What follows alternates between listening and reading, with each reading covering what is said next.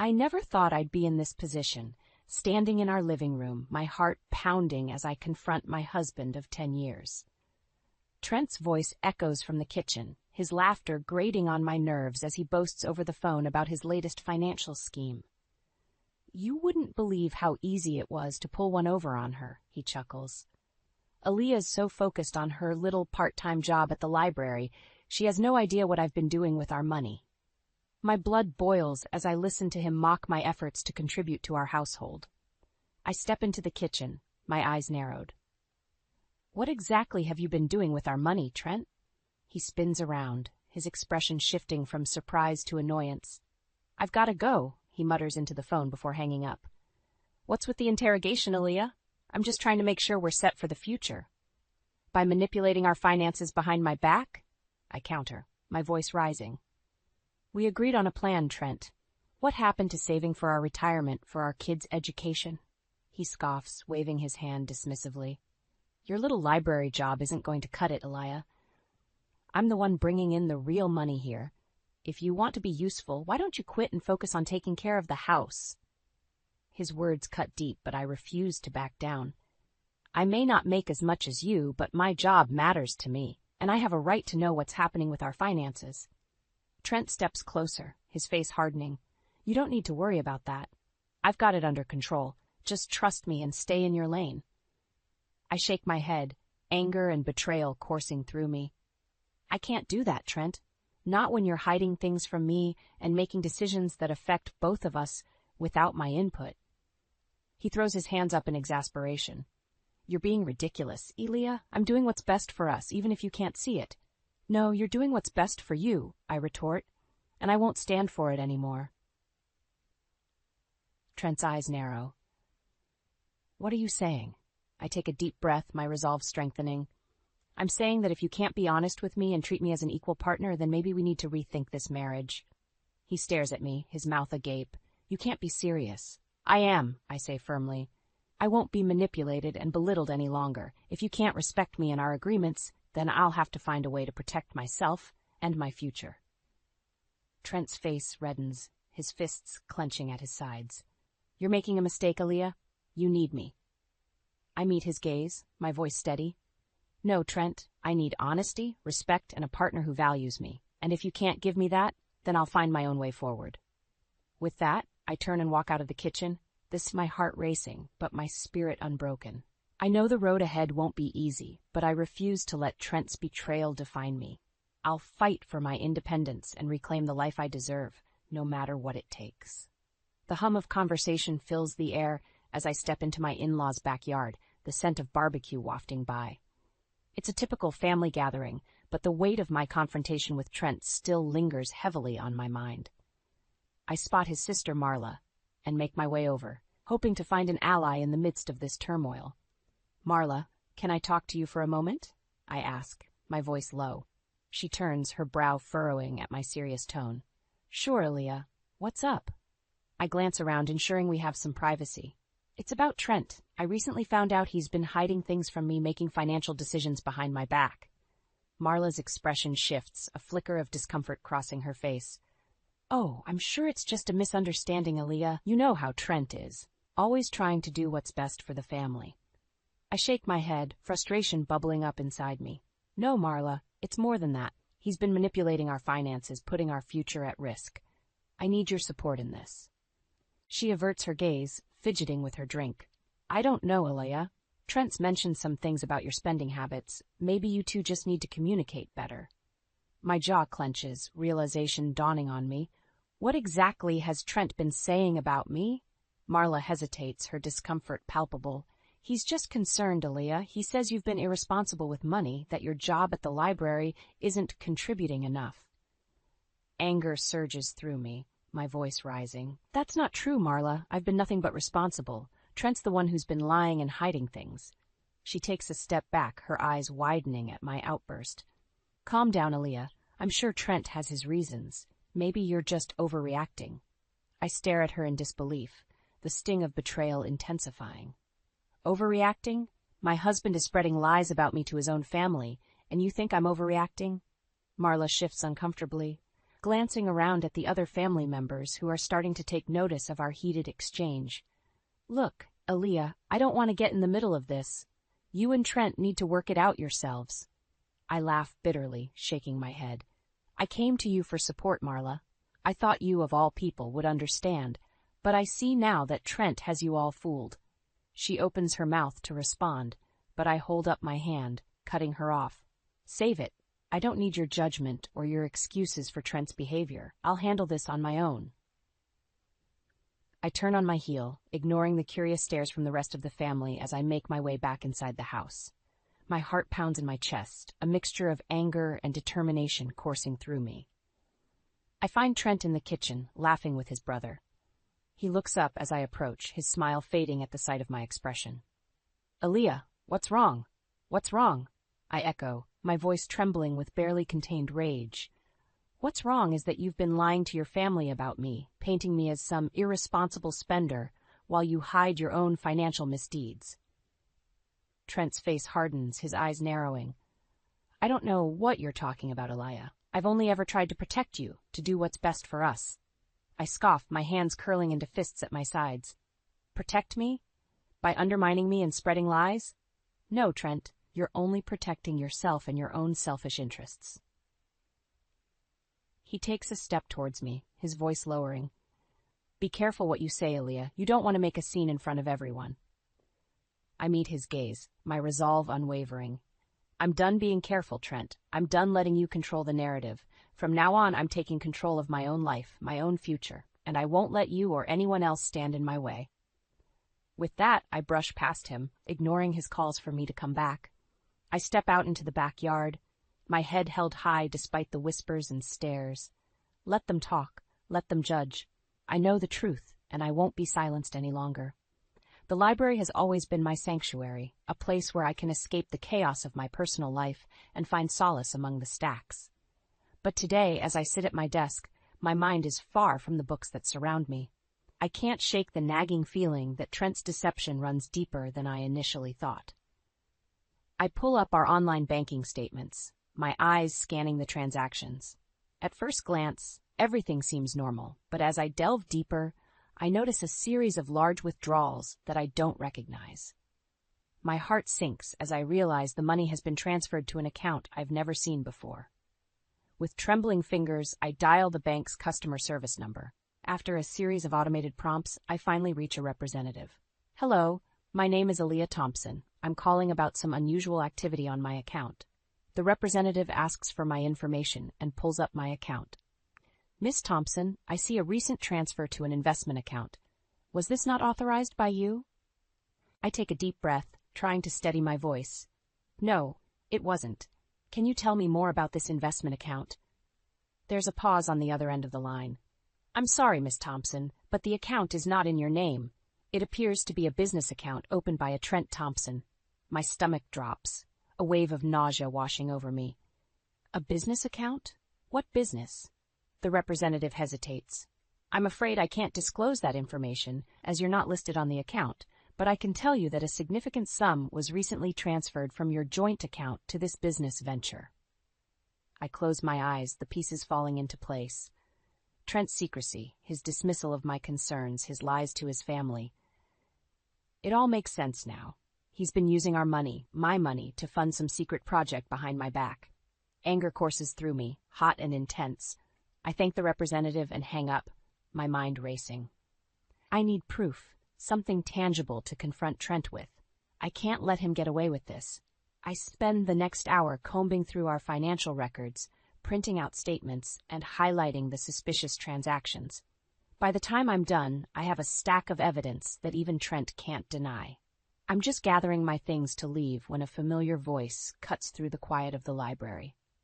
Aaliyah, we need to talk.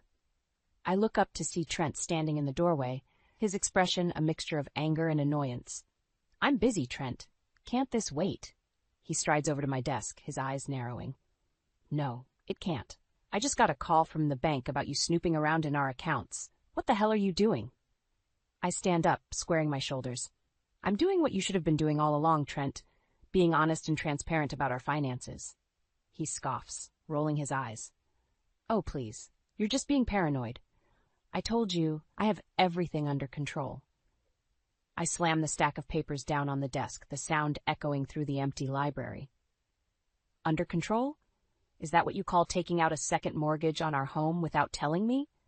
Is that what you call funneling our money into some secret business account? Trent's face pales, his mouth falling open. How did you? It doesn't matter how I know, Trent. What matters is that you've been lying to me, betraying my trust, and putting our future at risk. He takes a step back, his expression hardening. You don't understand, Elia. This business venture is going to change everything for us. I'm doing this for you, for our family. I laugh bitterly, shaking my head.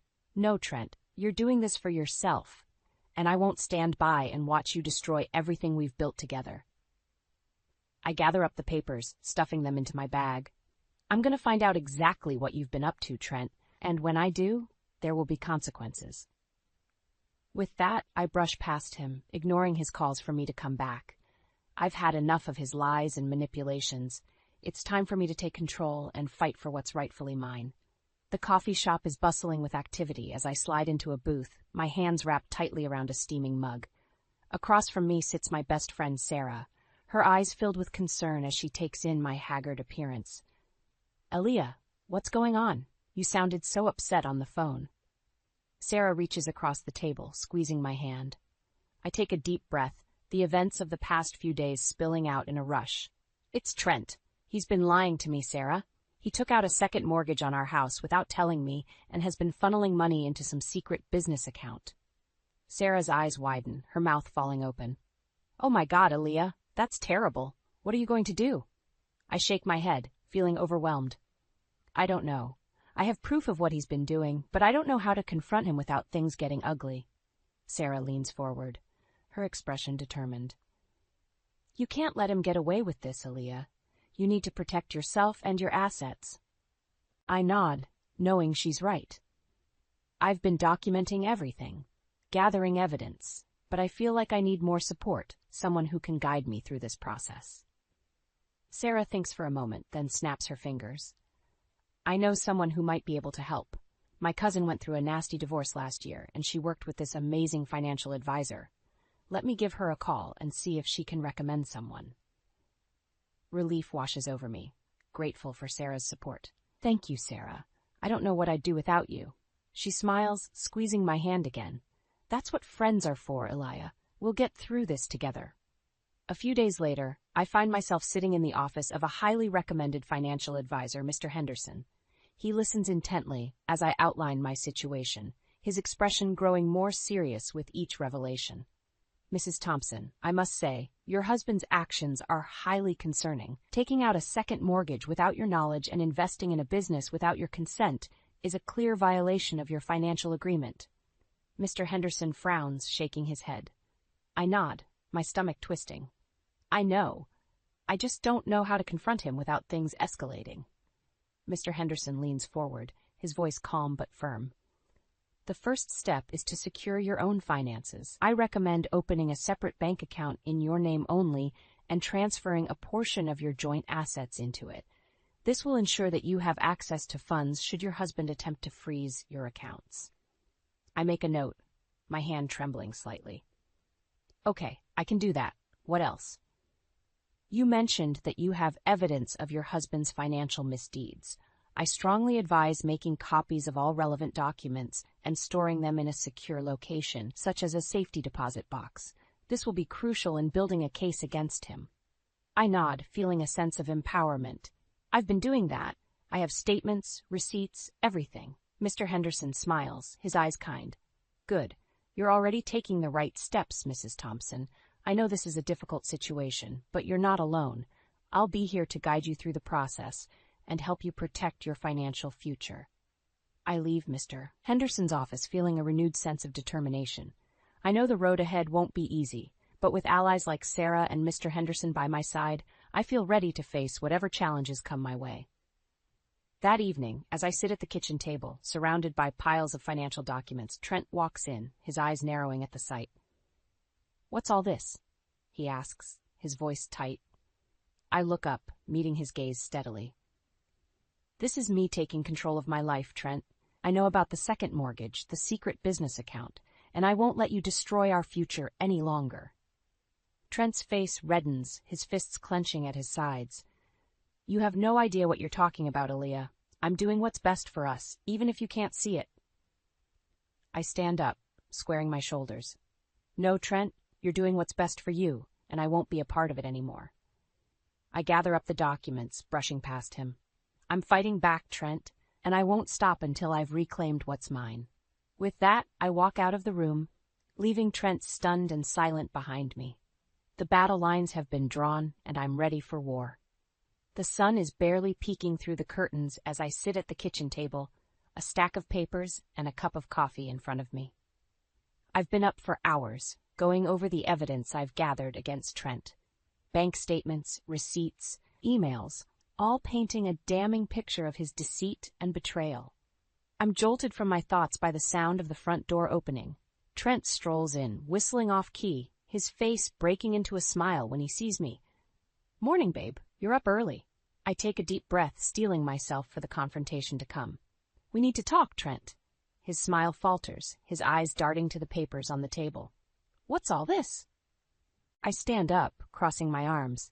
This is evidence, Trent. Evidence of your lies and your financial infidelity. Trent's face hardens, his posture defensive. I don't know what you're talking about, Aaliyah. I've been nothing but honest with you. I scoff, shaking my head. Really? Then how do you explain the second mortgage you took out on our house without telling me? Or the secret business account you've been funneling our money into?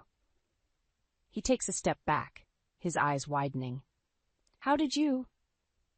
It doesn't matter how I know, Trent. What matters is that you've been lying to me, hiding things from me, and I won't stand for it anymore. Trent's expression shifts, his mouth twisting into a sneer. You don't understand, Aaliyah. I'm doing this for us, for our future. You should be grateful. I laugh bitterly, tears stinging my eyes. Grateful? For what? For you putting our financial security at risk? For you betraying my trust and treating me like I'm nothing more than an inconvenience? He takes a step towards me, his voice lowering. Watch yourself, Aaliyah. You don't want to push me too far. I stand my ground, meeting his gaze head-on. No, Trent. You're the one who's gone too far, and I'm done being your doormat. I gather up the papers, shoving them into a folder. I've hired a private investigator, Trent, someone who's going to dig into every dirty little secret you've been hiding. Trent's face pales, his hands clenching into fists. You're making a mistake, Aaliyah. You don't want to go down this road. I brush past him, grabbing my purse. The only mistake I made was trusting you, but that ends now. I head for the door, my heart pounding in my chest. I'm halfway out when Trent's voice stops me. You'll regret this, Aaliyah, I promise you that. I turn back, my eyes blazing. The only thing I regret is wasting so many years on a lying, manipulative bastard like you. With that, I slam the door behind me, the cool morning air hitting my face. I take a deep breath, feeling a sense of liberation wash over me. I know the road ahead won't be easy, but I'm ready to fight for what's mine. Later that day, I find myself in the office of the private investigator I've hired, a no-nonsense woman named Joan. She listens intently as I outline my suspicions, her pen scratching across a notepad. Based on what you've told me, Mrs. Thompson, it sounds like your husband has been engaging in some serious financial misconduct. Joan looks up, her eyes serious. I nod, my stomach twisting. I need proof, Joan. Something concrete that I can use against him. She nods, leaning back in her chair. I'll dig into his financials, his business dealings. If there's anything shady going on, I'll find it. I feel a sense of relief wash over me, grateful to have someone on my side. Thank you, Joan. I don't know what I'd do without your help. She smiles, her eyes kind. You're doing the right thing, Mrs. Thompson. Standing up for yourself, fighting back. It takes a lot of courage. I leave Joan's office feeling empowered, ready to face whatever challenges come my way. I know that with the evidence we gather, I'll be able to confront Trent and reclaim what's rightfully mine. That night, as I lie in bed, I can't help but feel a sense of anticipation. The wheels are in motion, and soon Trent will have to answer for his actions. I close my eyes, a smile playing at my lips. The game is on, and I'm playing to win. The mediator's office is cold and sterile, the fluorescent lights casting a harsh glare on the conference table. I sit across from Trent, my hands clasped tightly in my lap, a thick folder of evidence resting in front of me. He looks haggard, his usually polished appearance replaced by dark circles and a rumpled suit. The mediator, a stern-looking woman in her 50s, clears her throat. Mr. and Mrs. Thompson, we're here today to discuss the terms of your divorce and the division of assets.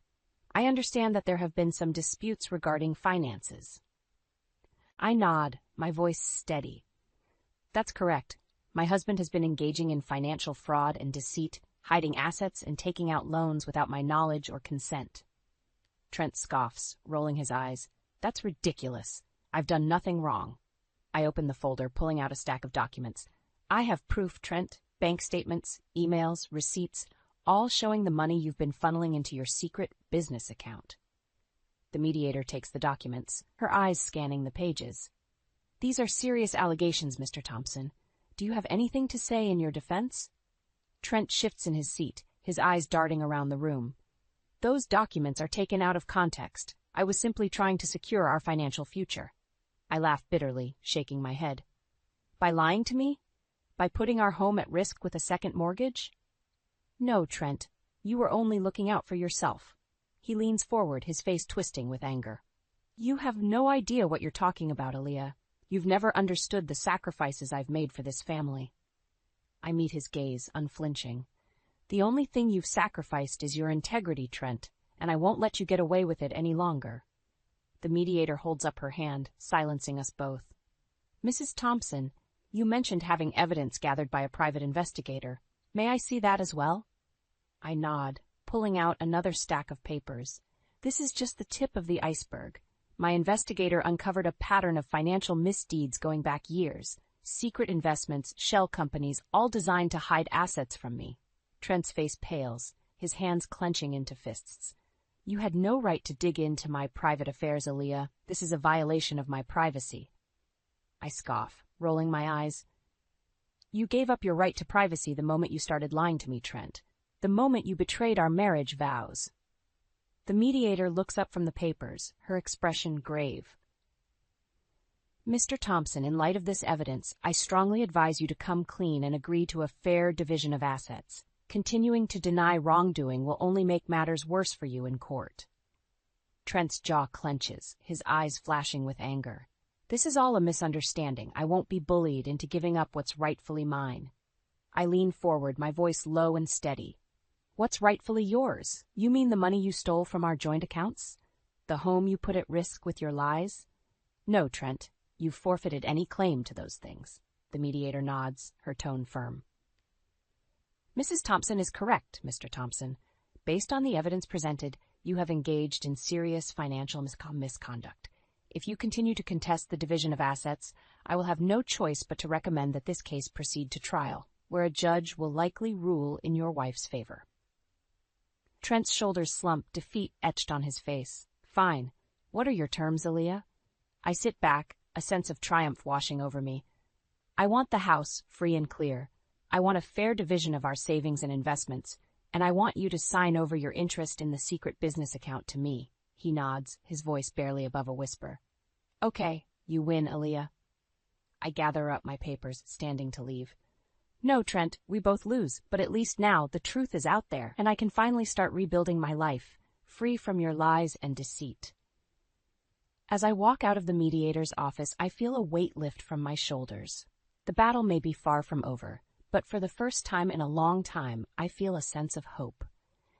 I know that no matter what challenges lie ahead, I have the strength to face them head-on, armed with the truth and the knowledge that I fought for what was right. The courtroom is packed, the air thick with tension as I take my seat at the plaintiff's table. Trent sits across the aisle, his face a mask of barely contained rage. His lawyer, a shark in an expensive suit, leans over to whisper something in his ear.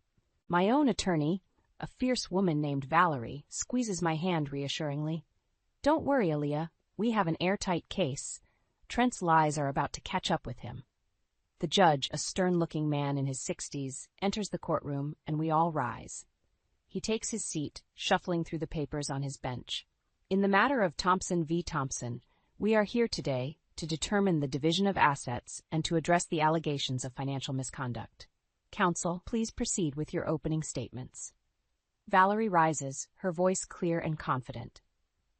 Your Honor, we will prove that the defendant, Trent Thompson, engaged in a pattern of deceit and financial fraud, hiding assets and taking out loans without the knowledge or consent of his wife, Aaliyah Thompson. We have irrefutable evidence, including bank statements, email records, and testimony from a private investigator that will show the depth of Mr. Thompson's betrayal. Trent's lawyer stands, his voice smooth and oily. Your Honor, my client is a victim of a vindictive wife who will stop at nothing to ruin his reputation. The evidence presented is circumstantial at best and does not prove any wrongdoing on Mr. Thompson's part. The judge nods, his expression unreadable. Very well, let's hear from the witnesses. Over the next several hours, a parade of witnesses take the stand. The private investigator details the complex web of financial transactions Trent used to hide his assets. The bank manager confirms the second mortgage taken out on our home without my knowledge. Even Trent's former business partner testifies to the secret deals and shady investments. Through it all, Trent sits stone-faced, his jaw clenched tight, but as the evidence mounts, I can see the cracks beginning to form in his facade. Finally, it's Trent's turn to take the stand. He swaggers up to the witness box, his arrogance on full display. But as Valerie begins her cross-examination, his confident veneer begins to crumble. Mr. Thompson, can you explain why you took out a second mortgage on your family home without your wife's knowledge or consent? Valerie asks, her voice sharp. Trent shifts in his seat, his eyes darting around the room. I was just trying to secure our financial future. Aaliyah doesn't understand the sacrifices I've made for this family. Valerie scoffs, holding up a stack of documents. Sacrifices? You mean the money you funneled into your secret business account? The investments you made without your wife's input? Trent's face reddens, his fists clenching. Those investments were sound. I was going to make us rich. Valerie shakes her head, her voice dripping with disdain. Rich, while putting your family's home and financial security at risk? No, Mr. Thompson. The only person you were looking out for was yourself. As Valerie continues her relentless questioning, Trent's composure crumbles. He lashes out, his voice rising to a shout. You have no idea what you're talking about. I'm the victim here, not her. The judge bangs his gavel, his voice booming through the courtroom. Order. Mr. Thompson, control yourself, or I will have you removed. In the end, the evidence is overwhelming. The judge rules in my favor, granting me the house and a significant portion of Trent's ill-gotten gains. Trent storms out of the courtroom, his face a mask of fury. As I stand on the courthouse steps, Valerie by my side, I feel a sense of relief wash over me. It's been a long, painful battle, but I've emerged victorious. Trent's lies and betrayal have been exposed, and I can finally start to rebuild my life on my own terms. I know there will be challenges ahead, but for the first time in a long time, I feel a sense of hope. I've reclaimed what's rightfully mine, and I won't let anyone take that away from me again. The future is bright, and I'm ready to face it head-on. The sun streams through the windows of my new home, casting a warm glow on the hardwood floors. It's been 6 months since the divorce was finalized, and I've finally finished unpacking the last of the boxes. The house feels like a sanctuary, a place where I can start fresh and build the life I've always wanted. I'm just putting the finishing touches on my new home office when the doorbell rings. I open the door to find Sarah, a wide grin on her face and a bottle of champagne in her hand. Congratulations, Aaliyah. I can't believe you did it. Your own business, your own home. You're an inspiration. Sarah pulls me into a tight hug, her eyes misty with emotion. I laugh, feeling a sense of pride swell in my chest. I couldn't have done it without you, Sarah. Your support means everything to me. We settle onto the couch, sipping champagne and chatting about my plans for the future. I tell her about the small business loan I secured, using my portion of the settlement to fund my dream of opening a community bookstore. I never thought I'd be able to do something like this, Sarah, to take control of my life and create something that's truly mine. I shake my head, still in disbelief. Sarah nods, her expression serious. You've come so far, Aaliyah. I'm so proud of you. As we talk, my phone buzzes with an incoming text. I glance down, my stomach dropping as I see Trent's name on the screen. Can we talk? I need to see you. The message reads, his tone pleading, I show the text to Sarah, my hands shaking slightly. What do I do? I thought I was done with him. Sarah takes my hand, her voice firm. You don't owe him anything, Aaliyah. He lost the right to be a part of your life the moment he betrayed you. I nod, taking a deep breath. You're right. I'm not going to let him ruin this moment. I delete the message, feeling a sense of liberation wash over me. Trent may have been a part of my past, but he has no place in my future. A few weeks later, I'm standing in front of my new bookstore, a sense of pride swelling in my chest as I cut the ribbon at the grand opening. The community has rallied around me, filling the store with well wishes and eager customers. As I mingle with the crowd, I catch a glimpse of a familiar face in the back of the store. Trent stands there, his expression a mix of anger and desperation. I excuse myself from the conversation and make my way over to him, my heart pounding in my chest. What are you doing here, Trent? I thought I made it clear that I don't want to see you. My voice is steady, but I can feel my hands trembling slightly. Trent steps forward, his eyes pleading. Aaliyah, please, I made a mistake. I never meant to hurt you. I scoff, shaking my head. A mistake? Is that what you call lying to me for years? Stealing from our family? No, Trent. That's not a mistake. That's a choice. He reaches for me, but I step back, my voice rising. I've built a new life for myself, Trent, a life that doesn't include you, and I won't let you ruin that. Trent's face twists with anger, his fists clenching at his sides. You think you're better than me now? You think you can just cut me out of your life? I meet his gaze, unflinching. I know I'm better than the lies and the betrayal, and I know that I deserve more than what you gave me. I turn to walk away, but Trent grabs my arm, his grip tight. You'll regret this, Aaliyah. You need me. I wrench my arm free, my voice cold. No, Trent, I don't need you. I never did. With that, I walk back into the bookstore, my head held high. I'm surrounded by the people who love and support me, the people who have been there for me through thick and thin. As I look around at the smiling faces and the shelves filled with books, I feel a sense of contentment wash over me. I've overcome so much to get to this point, and I know that no matter what challenges lie ahead, I have the strength to face them head-on. I am Aaliyah Thompson, a survivor, a fighter, and a woman who has reclaimed her life. And nothing, not even the ghosts of my past, can take that away from me.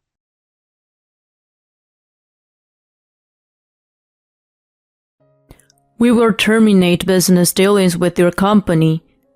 Huh? What are you talking about? Leah's father runs the parent company of a significant client we've been dealing with. So, what does parent company even mean? You're the parent company, and Ryan is part of the subsidiary.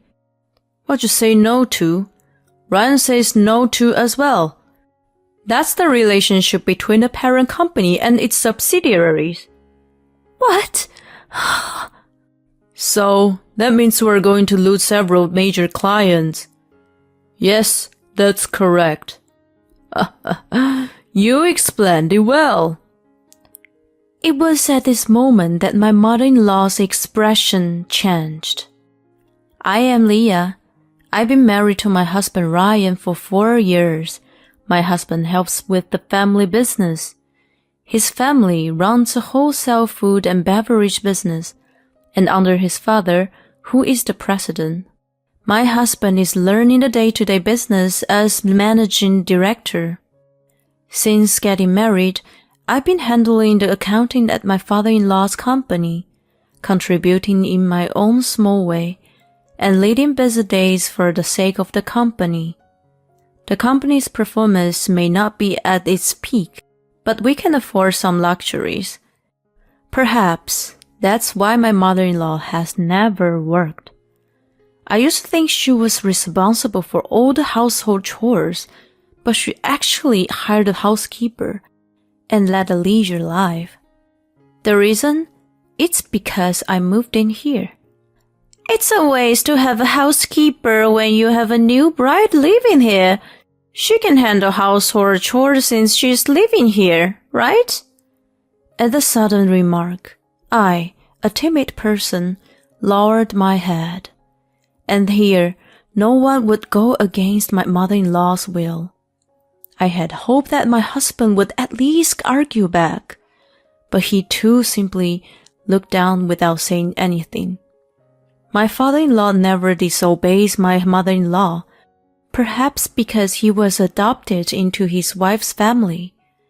It was the first time since we started living together that I realized my husband couldn't stand up to his mother. Upbringing is a powerful thing, and for my husband, who had grown up with this as the norm since he was little, there's no inclination to argue with his mother. Since I became a bride, I've been consistently managing both the household chores at my in-laws' place and the company's operations without a break. Lately, the wholesale business has been facing tough times, and we can't afford to hire new employees. Saving money on hiring a housekeeper has allowed us to allocate more funds for our employees. My mother-in-law seems to regard me as a workhorse, I suppose. Thanks to long-standing relationship with suppliers that date back to my grandfather-in-law's time, the company somehow manages to keep going. According to my husband, his grandfather started the company from scratch and expanding the business all by himself. Since he didn't have a son to take over, he chose my promising father-in-law and married him to his only daughter, my mother-in-law, entrusting the company to them. My grandpa was a kind but strict man. He endured unreasonable treatment to protect the company. I really love my grandpa. I wish Leah could have met him. He was an unreliable husband, but he had a great smile on his face when he talked about his grandfather. Mom has a different kind of strictness than Grandpa. My husband spoke in a nonchalant manner.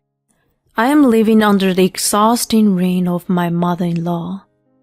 My husband seems detached from it all, as if it was someone else's business. I never imagined him this way before we started living together. When we were dating, he was a confident person who could clearly express his own opinions, and I found that admirable. However, in front of his mother, he becomes as quiet as a gentle lamb. In places where his mother is present, my husband is still the same as he used to be. And my father-in-law also has a vibrant work ethic at his company. However, when he returns home, he becomes silent and retires to his room hastily after dinner. Watching these two, I started to adopt the same behavior. Anyway, in my in-law's house, my mother-in-law is the queen. You absolutely cannot defy her.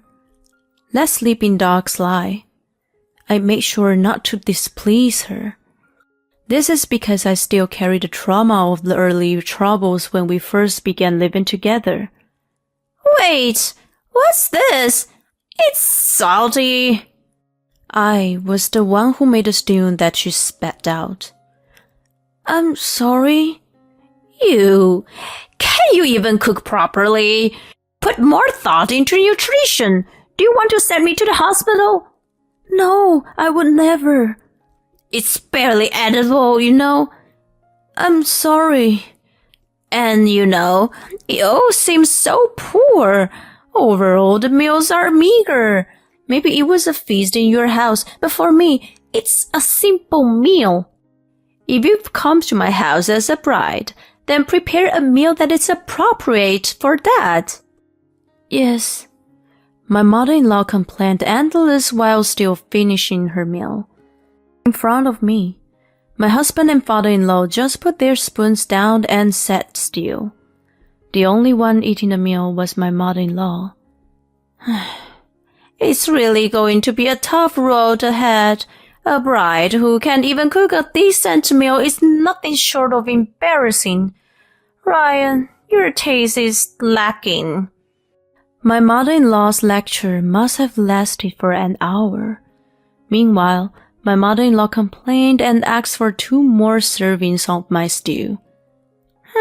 It's truly terrible. But we can't afford to waste ingredients, In the end, My husband, father-in-law, and I were only allowed to touch our dinner after mother-in-law had devoured it. The three of us ate our meals in silence, without saying a word.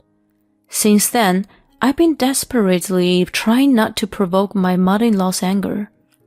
Lately, do you feel like you're being accumulating fatigue? Are you okay? Yes, it was Kelly, one of the company's employees, who approached me. She showed concern for me as I lived in fear of my mother-in-law. Today was Kelly's last day at work. No, I'm fine. Thank you. You must be going through a lot with the company's president's wife, right? Well, I'm learning a lot, I guess. I tried to maintain a smile throughout, but I'm not sure if I was able to smile convincingly. According to the employees, this company also has its boom times. Sales were incomparably higher than they are now, and my mother-in-law experienced such a prosperous period and couldn't lower her standard of living. Hiring a housekeeper was a manifestation of that, as she never did any household chores herself. My mother-in-law, who loves shopping, frequently goes out and comes back with a lot of purchases. There's clearly a disconnect with the current state of the company.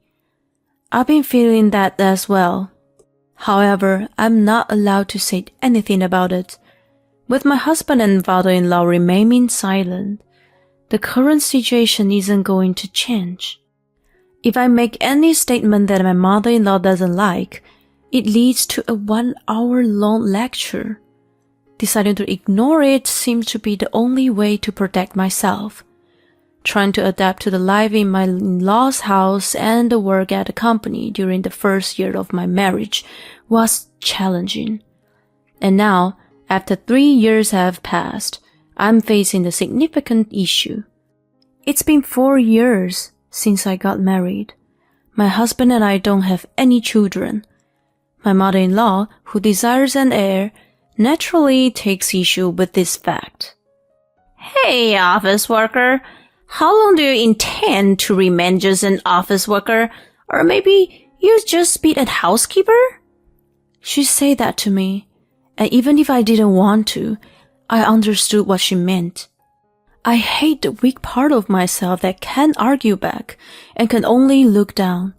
My husband and father-in-law finished the dinner at an astounding speed and locked themselves in their rooms. I have no allies. Hey, look at this. Isn't it a baby in this commercial cute? Are you not prepared to become a mother? It's because you lack the determination that a baby won't choose you. Babies, you see, choose their parents when they are born. You are not chosen by the baby, huh? I'm sorry. What do you mean by I'm sorry? Do you think that apologizing will make everything okay? You must have grown up being spoiled. You haven't had a proper upbringing. Lately, I've been subjected to this kind of abuse every day. I want to go back home. I want to see my mom and dad, but I can't. I went against my parents' strong opposition and got married. I was registered as a runaway.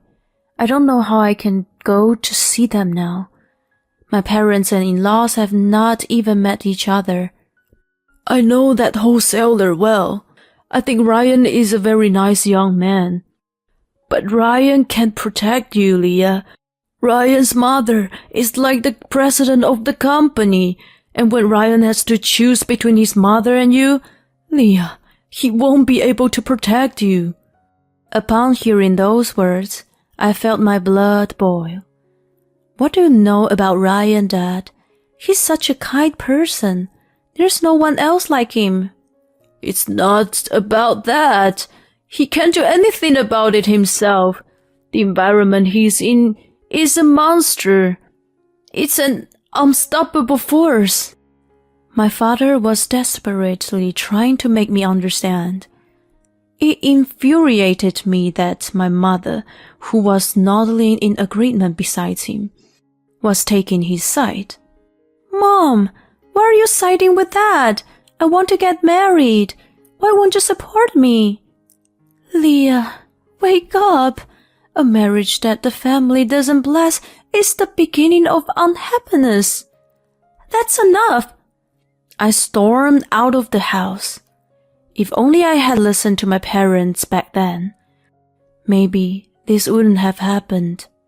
I was so foolishly infatuated with Ryan. It's too late to ask for help now. I have to overcome this by my own. I have to try. I told myself that I would endure this life at all costs, but as a result, I was stalked by dizziness while at work, lost consciousness, and was taken to the hospital. When I woke up, nobody was there. I wished at least my husband had been here. Tears welled up uncontrollably. A nurse noticed me sobbing, silently took my hand and said, "You feel warm." To which I replied, "Your hand is warm too." A complete stranger had shown me kindness. That single act of holding my hand meant so much to me. During my 3 days in the hospital, no one came to visit. And on the day of my discharge, my in-laws and husband came. "Absolutely useless, this wife. I thought she was pregnant, but it turns out it's exhaustion. We'll deduct the hospital expenses from your salary. No complaints, okay? What are you dawdling for? Hurry up and pack your things." Are you a family member? Let's go to the examination room."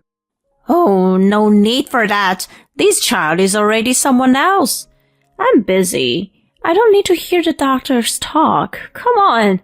Stop dragging your feet and let's go." My mother-in-law grabbed my arm and forcefully took me out of the hospital.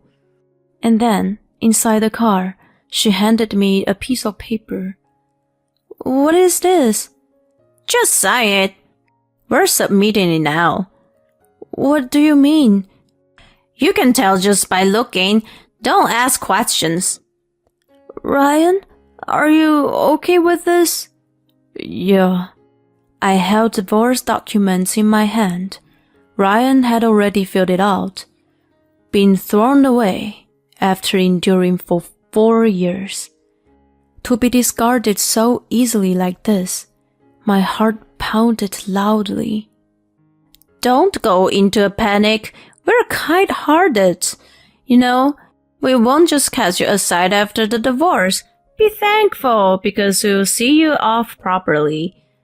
"Well, I wonder if my parents would accept me if I divorced. Even if they don't, I want to see my mom and dad again." Inside the swaying car, I finished signing the divorce papers.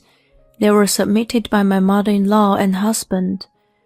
They were accepted easily, and our marriage came to an end. With this, I'm bidding farewell to this baggage. You couldn't produce an heir no matter how much the time passed. I've been stuck with a defective product. Don't even think about alimony. Since I was the one fooled, I want to claim some money, to be honest." While in the car, my mother-in-law continued to say whatever she pleased. When we arrived at my parents' home, my father, who was in the yard, noticed us. He rushed over and embraced me, tears streaming down his face. "Welcome back. You've lost so much weight." During my hospital stay, I stepped on the scale for the first time in a long while. To my surprise, I had lost 20 kilos from the time I got married. "Dad, I'm so sorry. I tried my best, but I couldn't endure it. I got a divorce. I'm sorry for causing trouble. I didn't listen, and I'm sorry." "You did well to come back. Take your time to rest." My mother, who seemed to have spotted my father and me, rushed over. She was barefoot. As she held me in her arms and cried, Her loud voice echoed in my ear. Ryan, what did you say to us? You promised that you would protect Leah no matter what. Huh? What are you talking about? What, you didn't know? Your parents ambushed Ryan after you left home. I thought their methods were sneaky from that time. They probably cornered the surprised Ryan, asking if he could make her daughter happy, right? Your parents waste their time on such nonsense. Corrected. Huh? What do you mean? My parents aren't fools. The real fool was me for believing in your idiot son without listening to my parents. I thought of myself as weak.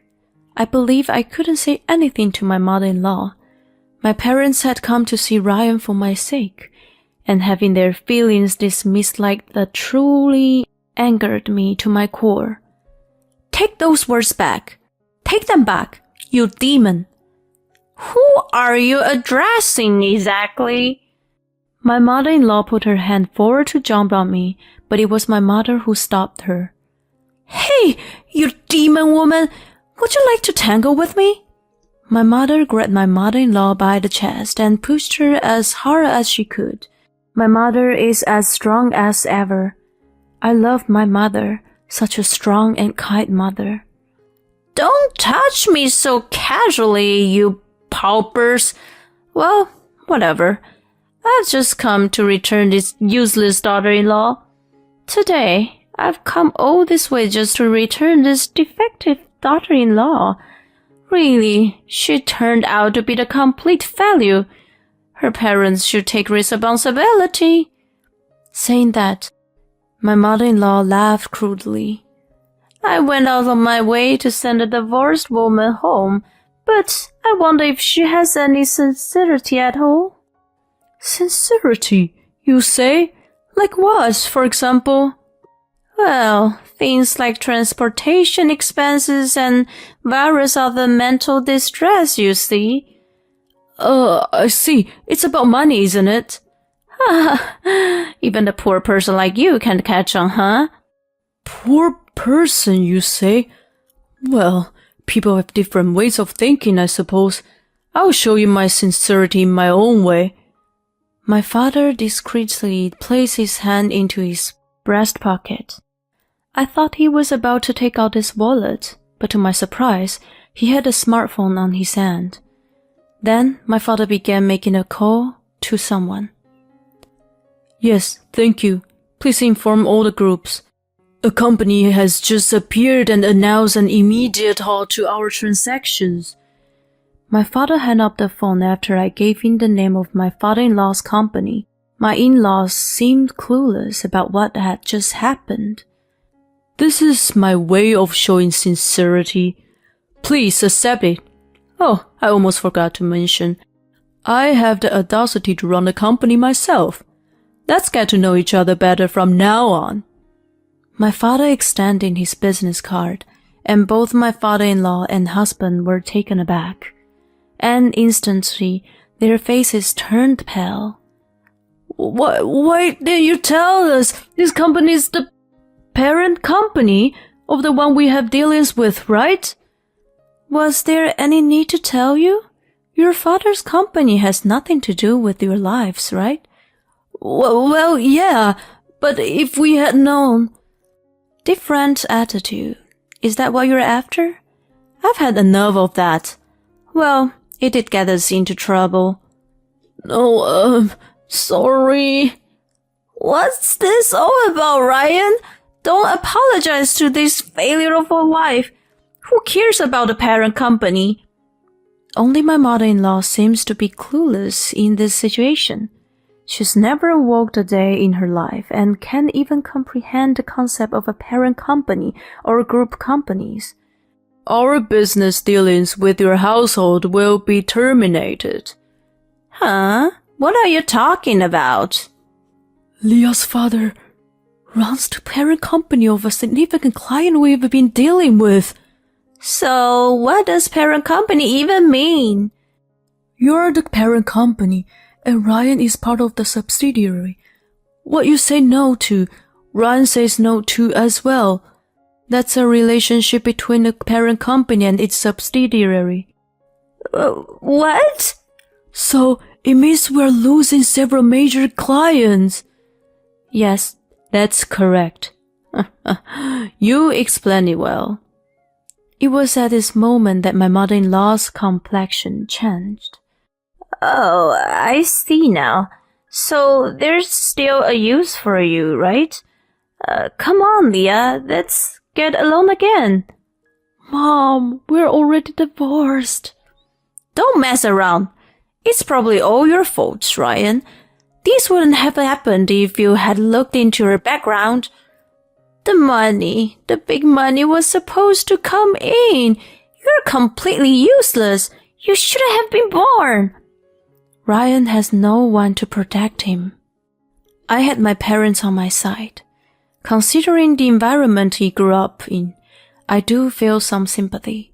However, I can't forgive him for letting me sink with him.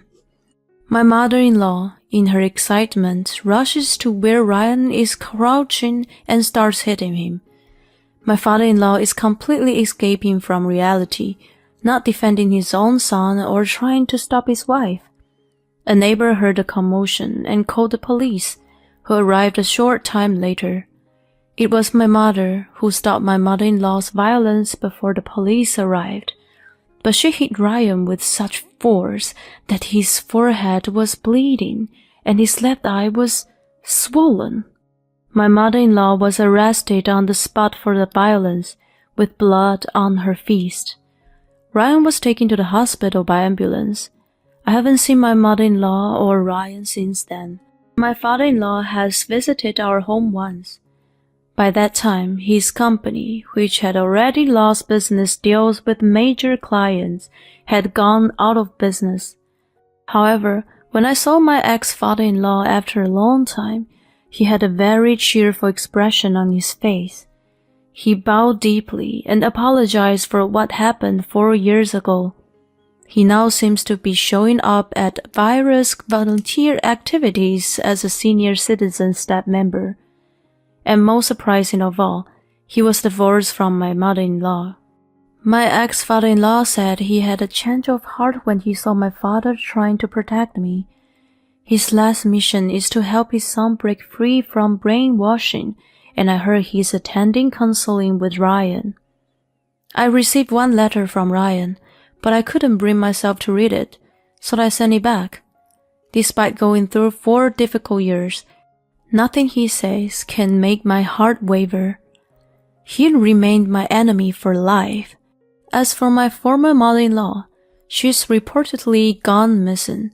It was later discovered that my former mother-in-law had a favorite entertainer she frequented and that she had owed tens of thousands of dollars to him. Her company went bankrupt, and she lacked the financial means to repay it after the divorce. She disappeared in a hurry, as thought she was on the run. It's been 8 years since then, and I'm currently pregnant. 2 years ago, I met a man and got married, enjoying our happy days together. And recently, something surprising happened. I saw my former father-in-law in a certain place. Hey, get lost!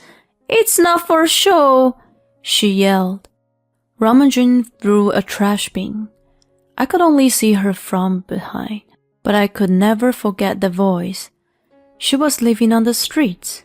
I kept my distance as we walked by, and the full odor, unbearable for a pregnant woman, lingered. My current husband asked, "Are you okay?" and took my hand. I replied, "Thank you, your hand. It's warm." My former mother-in-law yelled, "What? You're pregnant? Children! They easily betray their parents. Oh, children. Oh, what did I do? I raised them with all my heart." And continued to shout. My husband said, "Leah, let's hail the taxi." My husband, wary of the crazy old woman, immediately stopped the cab and let me in first. My husband said, "There are all sorts of people in the world, and show concern for my mental state. I genuinely feel sorry for my former mother-in-law now. People don't change that easily, because I know that everything is a result of the seed we sow. I've made a strong commitment in my heart to walk a path completely different from hers. That's my firm resolve.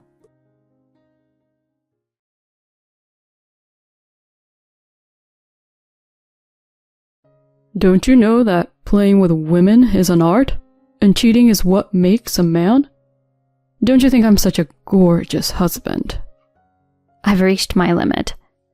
I am Martha, 52 years old. I work part-time as a cleaning lady in a nursing home.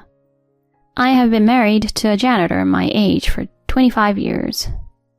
We have 2 children, Harry and Jean. They are both college students. One day before work, my husband started holding a bottle I had never seen before, and I was like, huh? Perfume? I raised my eyebrows because my husband had never used perfume since we were married. Then he gave me a condescending look and said something about why I shouldn't use perfume. No, it's not bad, but... I'm not saying it's bad, but why all of a sudden? I simply asked him about it. And then... A man of any age needs to improve himself. And suddenly... A woman is no longer a lady when she has a child. They just become mothers. A man is still a man because he doesn't have to give birth. He dodged my question, saying that there might be a difference in perspective here. And presbyopia. You need to take those glasses off right now. You're shifting them to look at things. I'm changing to double vision colored lenses at work because I want to take care of myself at my age. And my husband pulls out a pair of purple-colored glasses from his pocket to show me. It was a very shiny pair of glasses with silver frames on the top. He didn't seem to like the way I was judging him by the look on his face. As he put the perfume away in his bag, he sprayed it in my face. I gagged on the harsh mist. I coughed and cried. It's a sanitizer for an old hag. He laughed, and laughed, and laughed, and then he slammed the door and went to work. Perfume? Colored glasses? I was horrified by this surprising array of things, and I was also horrified by his aggressive way of talking to me, spraying perfume on my face. That was the beginning of my husband's aggressiveness towards me. The next day, I was standing in front of the bank, feeling very sad. Why was my husband like that yesterday? I don't think there is a single person who wouldn't be depressed by getting belittled and having perfume sprayed on their face. But I didn't want my sons to see me unhappy. And also, because of my pride in working at the nursing home, I never wanted the people at the facility to see a depressed face. So, there was only one solution. I was a little bit depressed at times like these. Let's go out for a nice lunch alone to blow off steam. I have a bank account with my earnings from my days when I used to be single. I went out in front of the station with the bank book of my personal account. My mother opened this account at the post office when I was born and has been funded ever since. And I still save the money for my cleaning job by separating it from the monthly household expenses. I had hoped to use it for my first and second son's weddings, and I have been spending up to $50 a month of it on treats like this. But I didn't feel the need for a reward so soon and didn't use it for a few months. This is a secret course for me. But when I went to the ATM to withdraw the money, I was surprised. I checked my balance, and to my surprise, it was 0. Huh? What? My mind went blank. I rushed to check the contents of the bank book. That's the only place I could think of. I ran home. I was too weak and pale to comfort myself. Did you use the money from my savings account? I hold up the bank book, and he says, I spent it, but so what? That was the dreadful reply from my husband. You spent it? Because we're family, and what belongs to the family belongs to everyone. What kind of philosophy is that? This was to fund Harry and Jean's future wedding and new house. You can't touch it. You say what belongs to the family belongs to the whole family, but you can't just spend it all by yourself, I retorted. Then, A wonderful family project. It's a dirty job you have, isn't it? That's why I have to go looking for another woman. What? A woman? I raised my voice. It was so predictable. Oh God, a woman. Unlike you, I'm young at heart, but think about it. Like I said before, you can't just have romantic feelings for your mother. That's more dangerous, right? But that's on you too, because you're not even trying to be a proper woman. You're just doing a dirty job, like cleaning houses to earn money. I'm a better person than you. I'll probably meet with the right girl. I like young women. They smell good, and they don't whine like you. That's too much for him to say. Just when I confront him about an affair, he belittles me for my age and tells me that I'm in the wrong. What?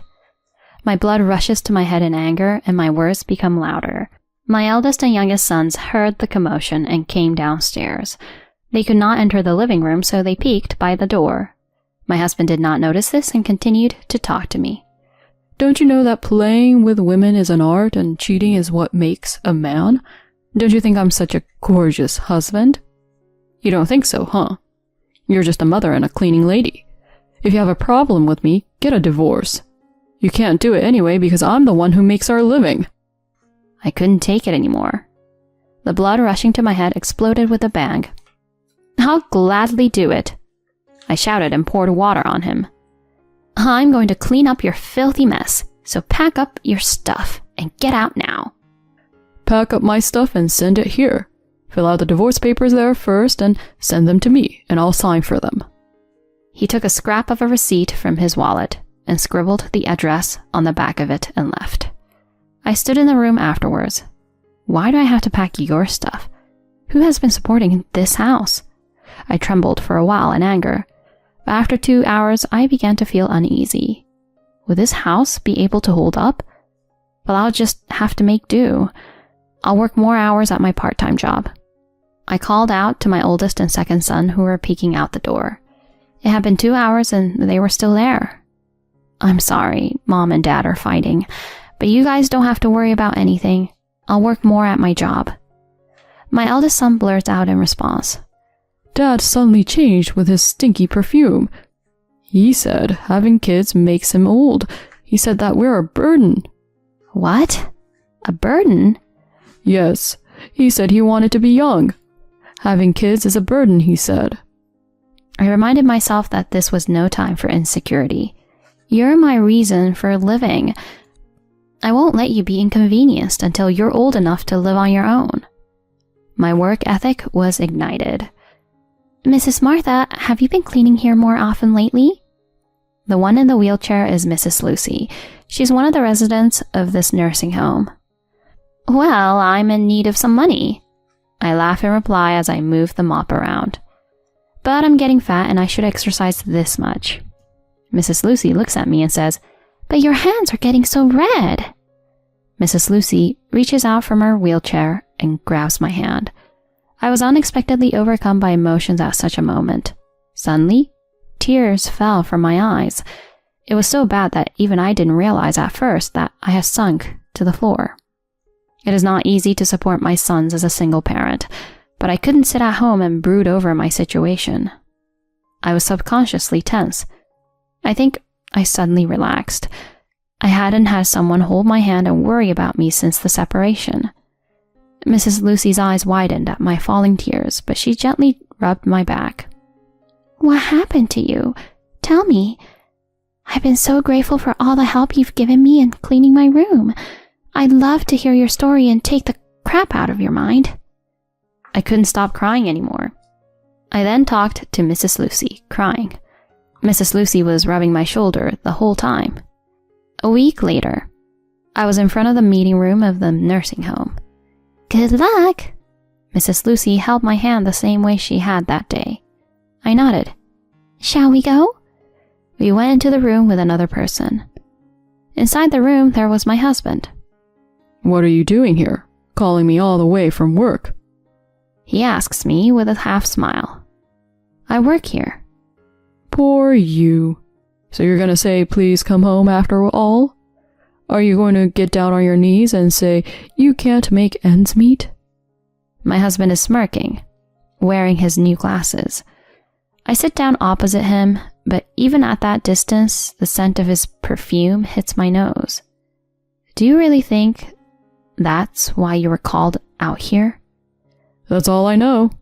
You're saying that you're just here for your own reasons, but it's really because you don't want your 2 sons to see this, right? But that doesn't make any sense. What's with the guy next to you? My husband glares at the man next to me. Oh, come on. You started cheating on me too? But then again, you're still wearing makeup the same way as before. You haven't lost any weight. I guess you're asking me to get down on my knees too. My husband laughs without any sense of shame. He really thinks I'm such a crybaby. He even claps his hands and laughs. The man next to me offers his business card. Martha is here to talk to you about post-divorce property. I'd like to talk to you about your post-divorce assets. I'm Roy Edwards, her attorney. What? In an instant, my husband's laughter stopped. He probably thought I was having an affair with a lawyer.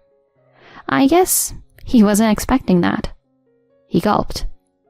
Mr. Edwards is the son of Mrs. Lucy, the wheelchair-bound woman who had approached me before. That time, when Mrs. Lucy rubbed my shoulder, "How can there be such a terrible story?" Mrs. Lucy cried as she spoke to me. She was angry with him as if I were her own. "You work so hard cleaning the room and say cheerfully, 'I'm done,' and smile at me. You know how much you inspire us, and you come up a lot in our conversations at meals. Everyone's always saying how nice you are. We've been talking about how you've been a little down lately." And Mrs. Lucy introduced me to her son.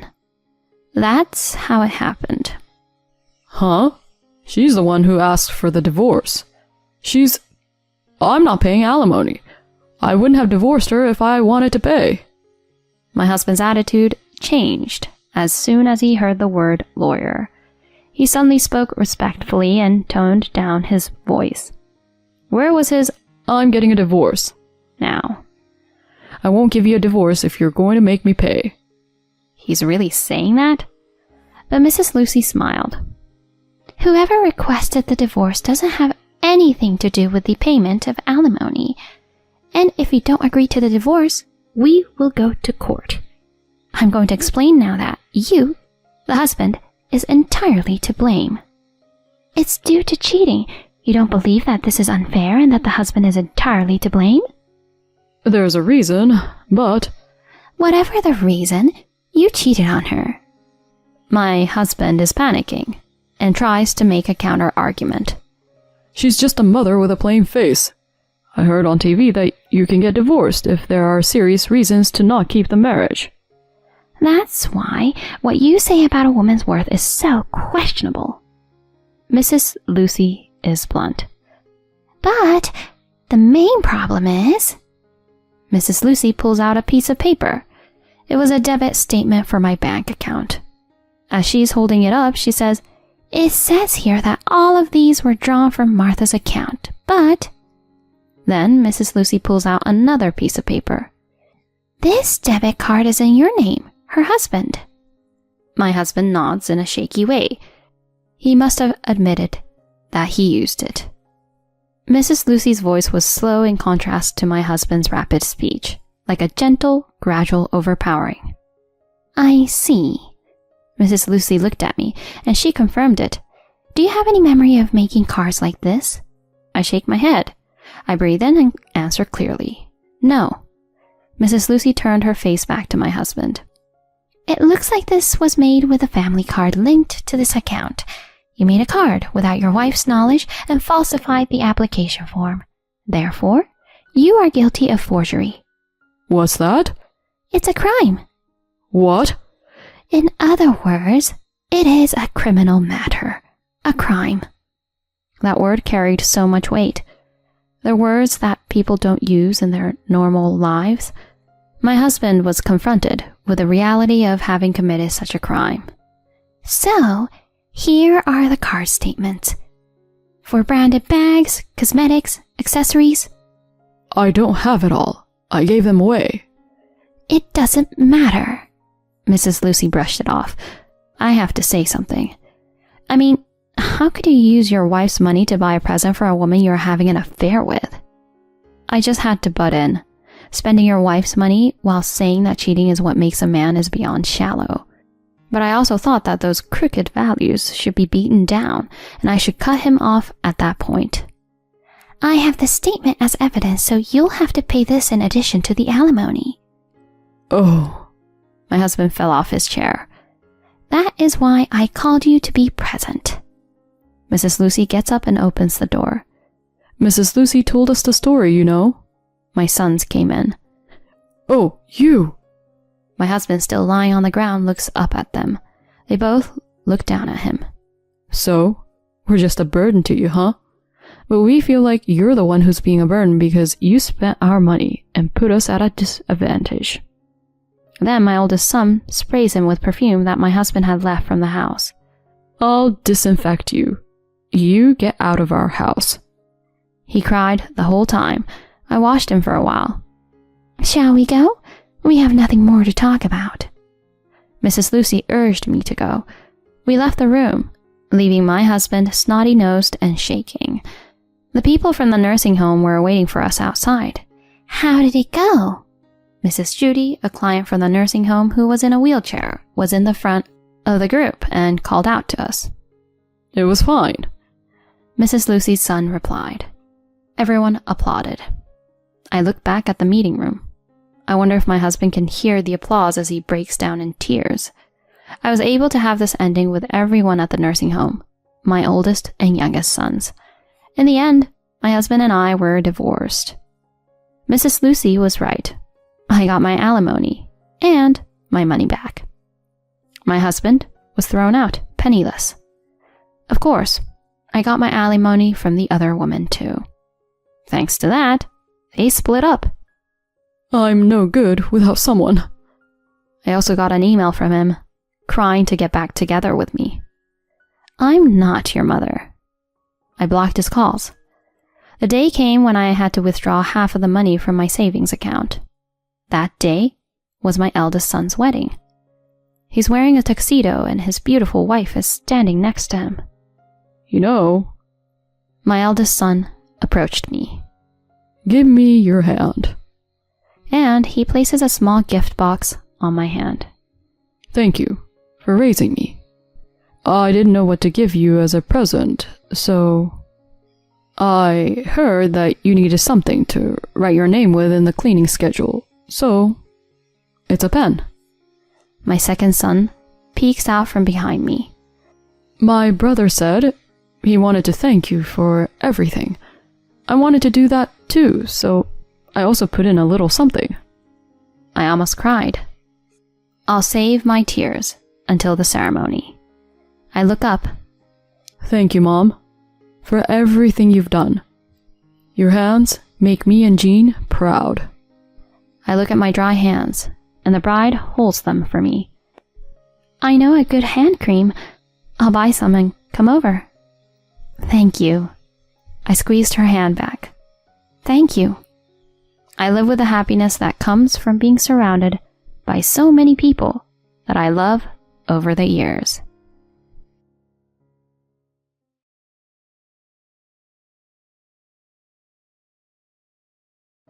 I've had it with being with an ugly old wife.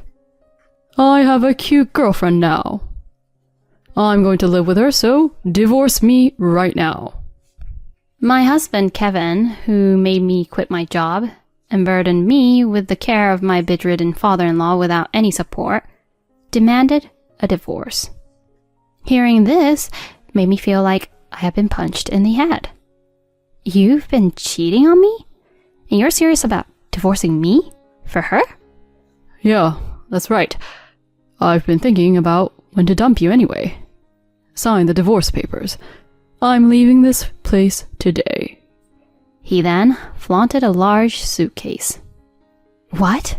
You're leaving? What about your father? Like I can stand taking care of that bedridden old man. You take care of him. It's your responsibility. But you're his son. You're abandoning your own father? Say whatever you want.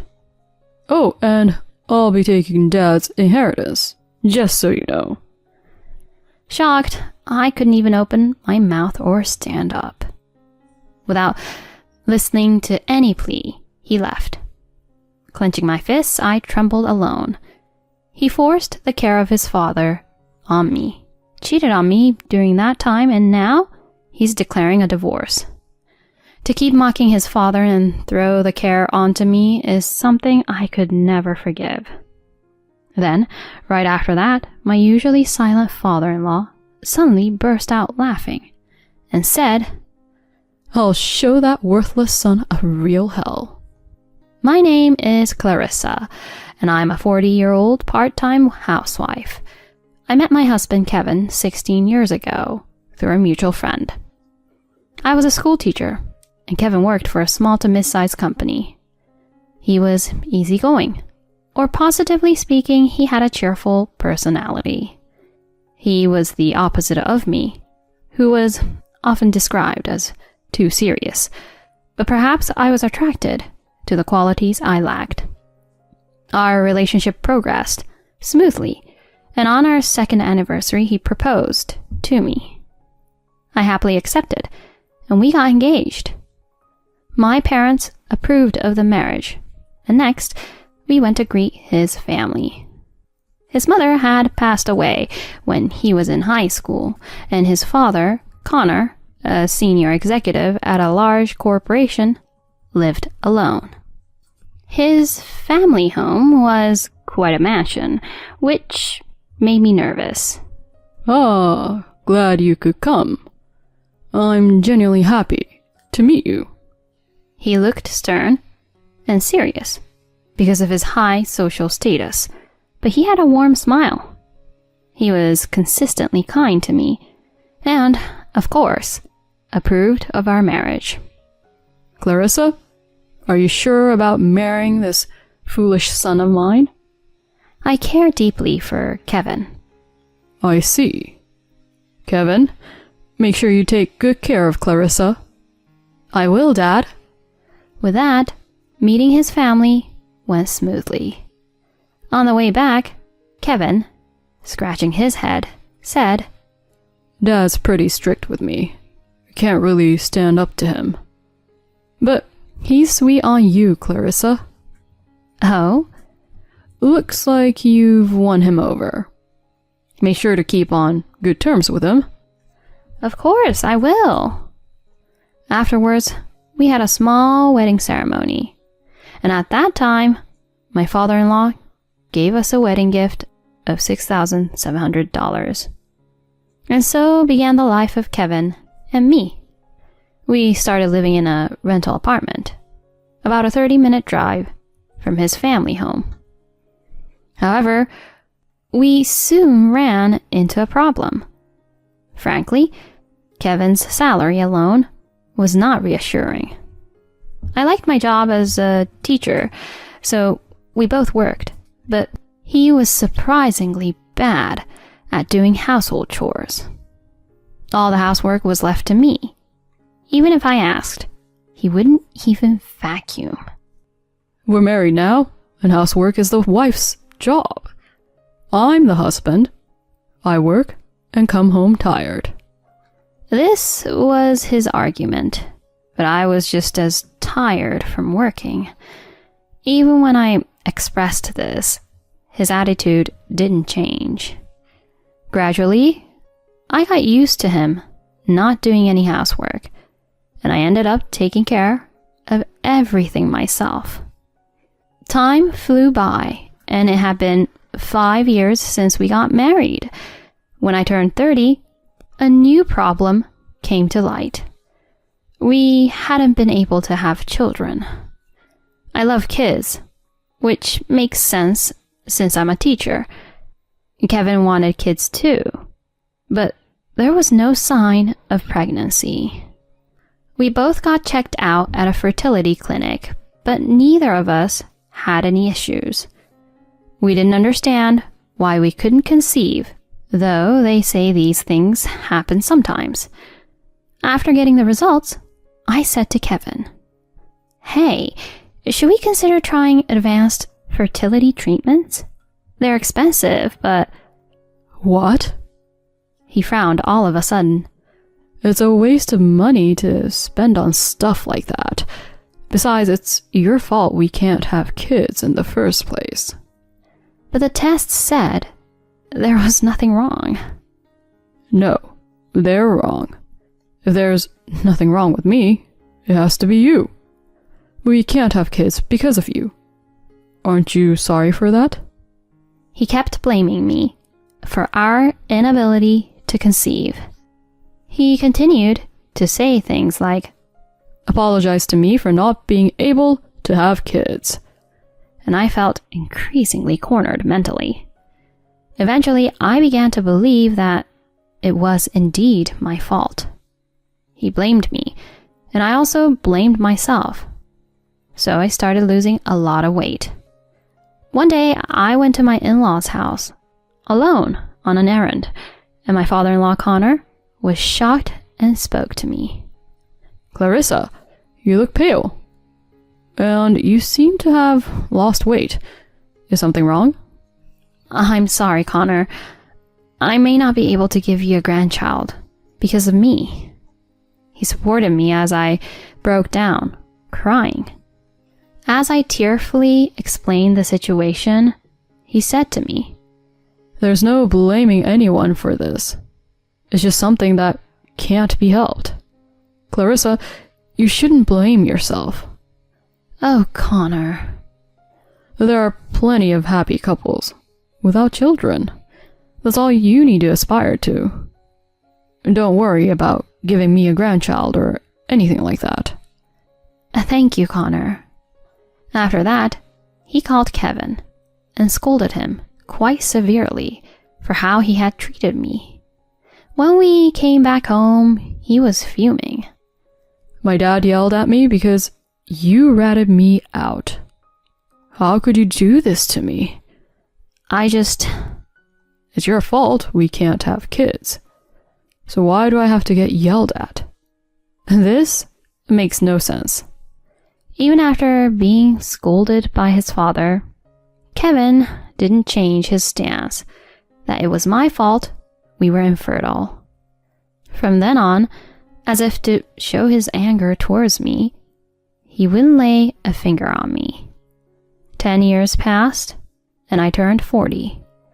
Since there was no intimacy, having children was out of the question, and I had long given up on pregnancy.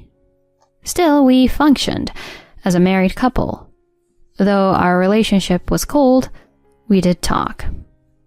I continued to handle all the housework and the more bothersome tasks. Over these 10 years, Connor was always considerate and kind to me. When I cooked too much for dinner, I would take it to his place to check on him. He would give me delicious sweets or gifts to take home with me. That's how I've been living. When he retired from his job 3 years ago, we even celebrated his retirement. But then, tragedy struck. As usual, I texted him saying I was on my way over, but there was no reply. A bad feeling washed over me, so I rushed to his place and entered the house with my spare key, only to find him collapsed in the hallway. Connor, please hang in there." I called an ambulance right away, went to the hospital, and I've also contacted Kevin. They say he had a stroke. He's had surgery, but they're saying a full recovery is unlikely. They're saying there's a high chance he'll be bedridden. Dad had a stroke? And he's going to be bedridden? It seems he was shocked too, because he left the hospital room. After that, Kevin and I decided to discuss what to do next at home. Then, nonchalantly, he dropped this on me. We're going to live at my parents' place from now on, and you're going to take care of Dad. What? But I have a job. Quit it then. Is your job more important than my dad? He snapped at me, seemingly outraged. Connor has been my lifesaver, but my job is just as important to me. I suggested relying on caregiver services, but he refused, saying it would be a waste of money. And so, with a heavy heart, I quit my job and dedicated myself to taking care of my father-in-law at my husband's family home. He's now suffering from hemiplegia and aphasia.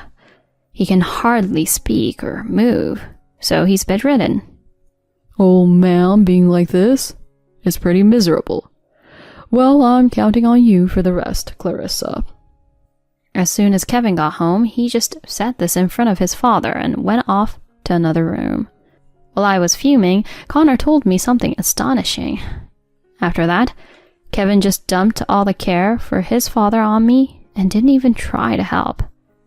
Not only that, but he began coming home later and later and was hardly ever home. I struggled with the unfamiliar task of caring for him for several months. It was about 8 months after Connor had the stroke. Kevin came home late again that day. "Ah, you're home." Kevin, possibly drunk, walked into his father's room and started saying this to me. Your plain face is quite a sight, not even wearing a bit of makeup again today. You're failing as a woman. The reason I don't wear makeup is because I sweat from caregiving and also to keep it off Connor. And yet, he has the nerve to say that. As I was about to retort, he continued. But I won't have to see this plain face after today. Here, sign this. He unexpectedly shoved divorce papers in my face. As I stood there shocked, he went on. I'm sick of being with a plain, barren wife who can't even put on makeup. I've got a cute girlfriend now. I'm going to live with her, so hurry up and sign. Hearing this felt like a blow to the head. You've been cheating on me? And you're serious about divorcing me for her? Yeah, that's right. I've been thinking about when to dump you anyway.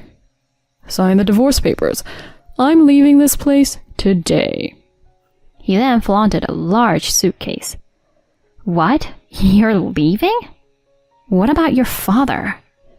Like I can stand taking care of that bedridden old man. You take care of him. It's your responsibility. But you're his son. You're abandoning your own father? Say whatever you want. Oh, and I'll be taking Dad's inheritance, just so you know.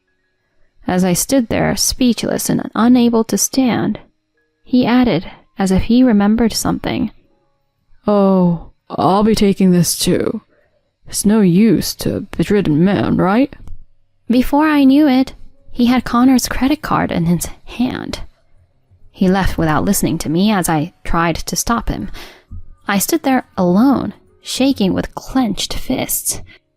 I couldn't forgive him for pushing the caregiving onto me, cheating, and then asking for a divorce out of the blue.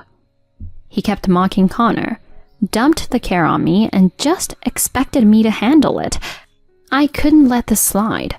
He needed to be punished for this. Yet I had already quit my job, and I wasn't financially equipped. Even though I was desperate, I couldn't leave my kind father-in-law. While I felt hopeless, Connor, who had been silent until now, suddenly burst into laughter. I'm going to show that worthless son of mine what hell is. He sat up abruptly and perched on the bed. Actually, he had been making progress in his rehab, and his aphasia and physical condition had improved to the point where he could get up on his own. One day, he shared something shocking with me. Even if I continue rehab and get better, I want you to let Kevin think I'm still bedridden. Could he have anticipated the situation? As I stood there, astonished, he continued. Just as I thought. That guy turned out to be a real piece of work. Thank you for putting up with everything until now, Clarissa. Connor. Let me handle things from here on out, okay? First off... The next day, when I went to ask about Kevin at his company, they simply said he had quit. I tried reaching out to places he might go and to our friends and acquaintances, but he was nowhere to be found. He had completely vanished. However, Connor just smirked and said, Just watch. A month later, as Connor and I were at home, someone began pounding on the front door. When I peered through the peephole, there was Kevin, his face beet red. I looked at my nodding father-in-law and let him in. Hey, Dad's credit card has been declined. Did you cancel it? As he started yelling in the entryway, I silently headed toward the living room. Wait, what do you think you're... What the... Kevin, who had followed me, was stunned to see his father sitting on the sofa. Dad? Why? Weren't you supposed to be bedridden? It's been a while, Kevin. Take a seat over there. As Connor spoke calmly, Kevin sat down on the sofa, trembling. I stood next to Connor with a stern expression. I was the one who canceled the credit card. Why should I let you use my money? Dad, it's not like that. Connor ignored him and looked at me. I spoke in a quiet voice. I'm going to go after you for infidelity. I want alimony. What? Alimony? What are you talking about? Remember? You confessed to cheating before, right? It's only fair to ask for alimony. He stammered, but he eventually blurted out. I never cheated. There's no proof. I silently slammed several photos onto the table. They showed him entering a hotel with a young woman and kissing her. What the hell is this? Your father had a detective investigate. A detective? You shouldn't have been able to find me. I was in the next state. Then Connor said with a look of disbelief. If you look at the credit card statements, it's easy to figure out where you are. You always use the same hotels. You're truly a fool. Oh. His face went pale, but he quickly tried to regain his composure. This happened after we got divorced. It doesn't prove I cheated during our marriage. Excuse me? We're not divorced yet. When I showed him the divorce papers that hadn't changed since that day, Kevin grew even paler. You haven't filed them yet? Of course not. You think you can just disappear without discussing money and leave everything to me? But... As he hung his head, Connor spoke in a stern voice. It looks like you've racked up some debt, haven't you? You were probably counting on my estate to bail you out. What? How did you even... But Dad, I'm the only one who can inherit your estate, so what's the big deal? Watching him, my father-in-law just scoffed. I've decided to give my estate to Clarissa while I'm still alive. You will be excluded from the inheritance. You won't get a thing. It seems you were banking on me dying soon, but you miscalculated. What? I'm being excluded from the inheritance? Despite Kevin's pleas to reconsider, Connor was serious. Realizing this, Kevin turned to me, begging. Clarissa, I messed up big time. I'll break it off with the other woman. Let's start over. And you haven't filed the divorce papers yet, right? This will work perfectly. In response to his desperate plea, I raised my voice and told him straight. As if I'd ever start over with you. We're getting a divorce. I'm going to demand my share of the property, so pay up and get lost. No. I threw him out of the house as he hung his head low. Later on, my divorce from Kevin was finalized. I managed to receive half of our joint savings without a hitch. With no inheritance from his father, Kevin was quickly dumped by his mistress. now estranged from Connor as well, he's apparently rolling into a shabby apartment, chased by debt collectors. Hearing about his misfortune, all I can think is, serves him right. As for me, after receiving the gift from my father-in-law, I was introduced to a tutoring school run by one of his acquaintances. I began working there as a teacher. As for Connor, he moved into a slightly smaller house, hired a caregiver, and is living a comfortable life. His health has greatly improved, and we sometimes have lunch together. I'm grateful to him and want to keep moving forward, lighting up my life with positivity.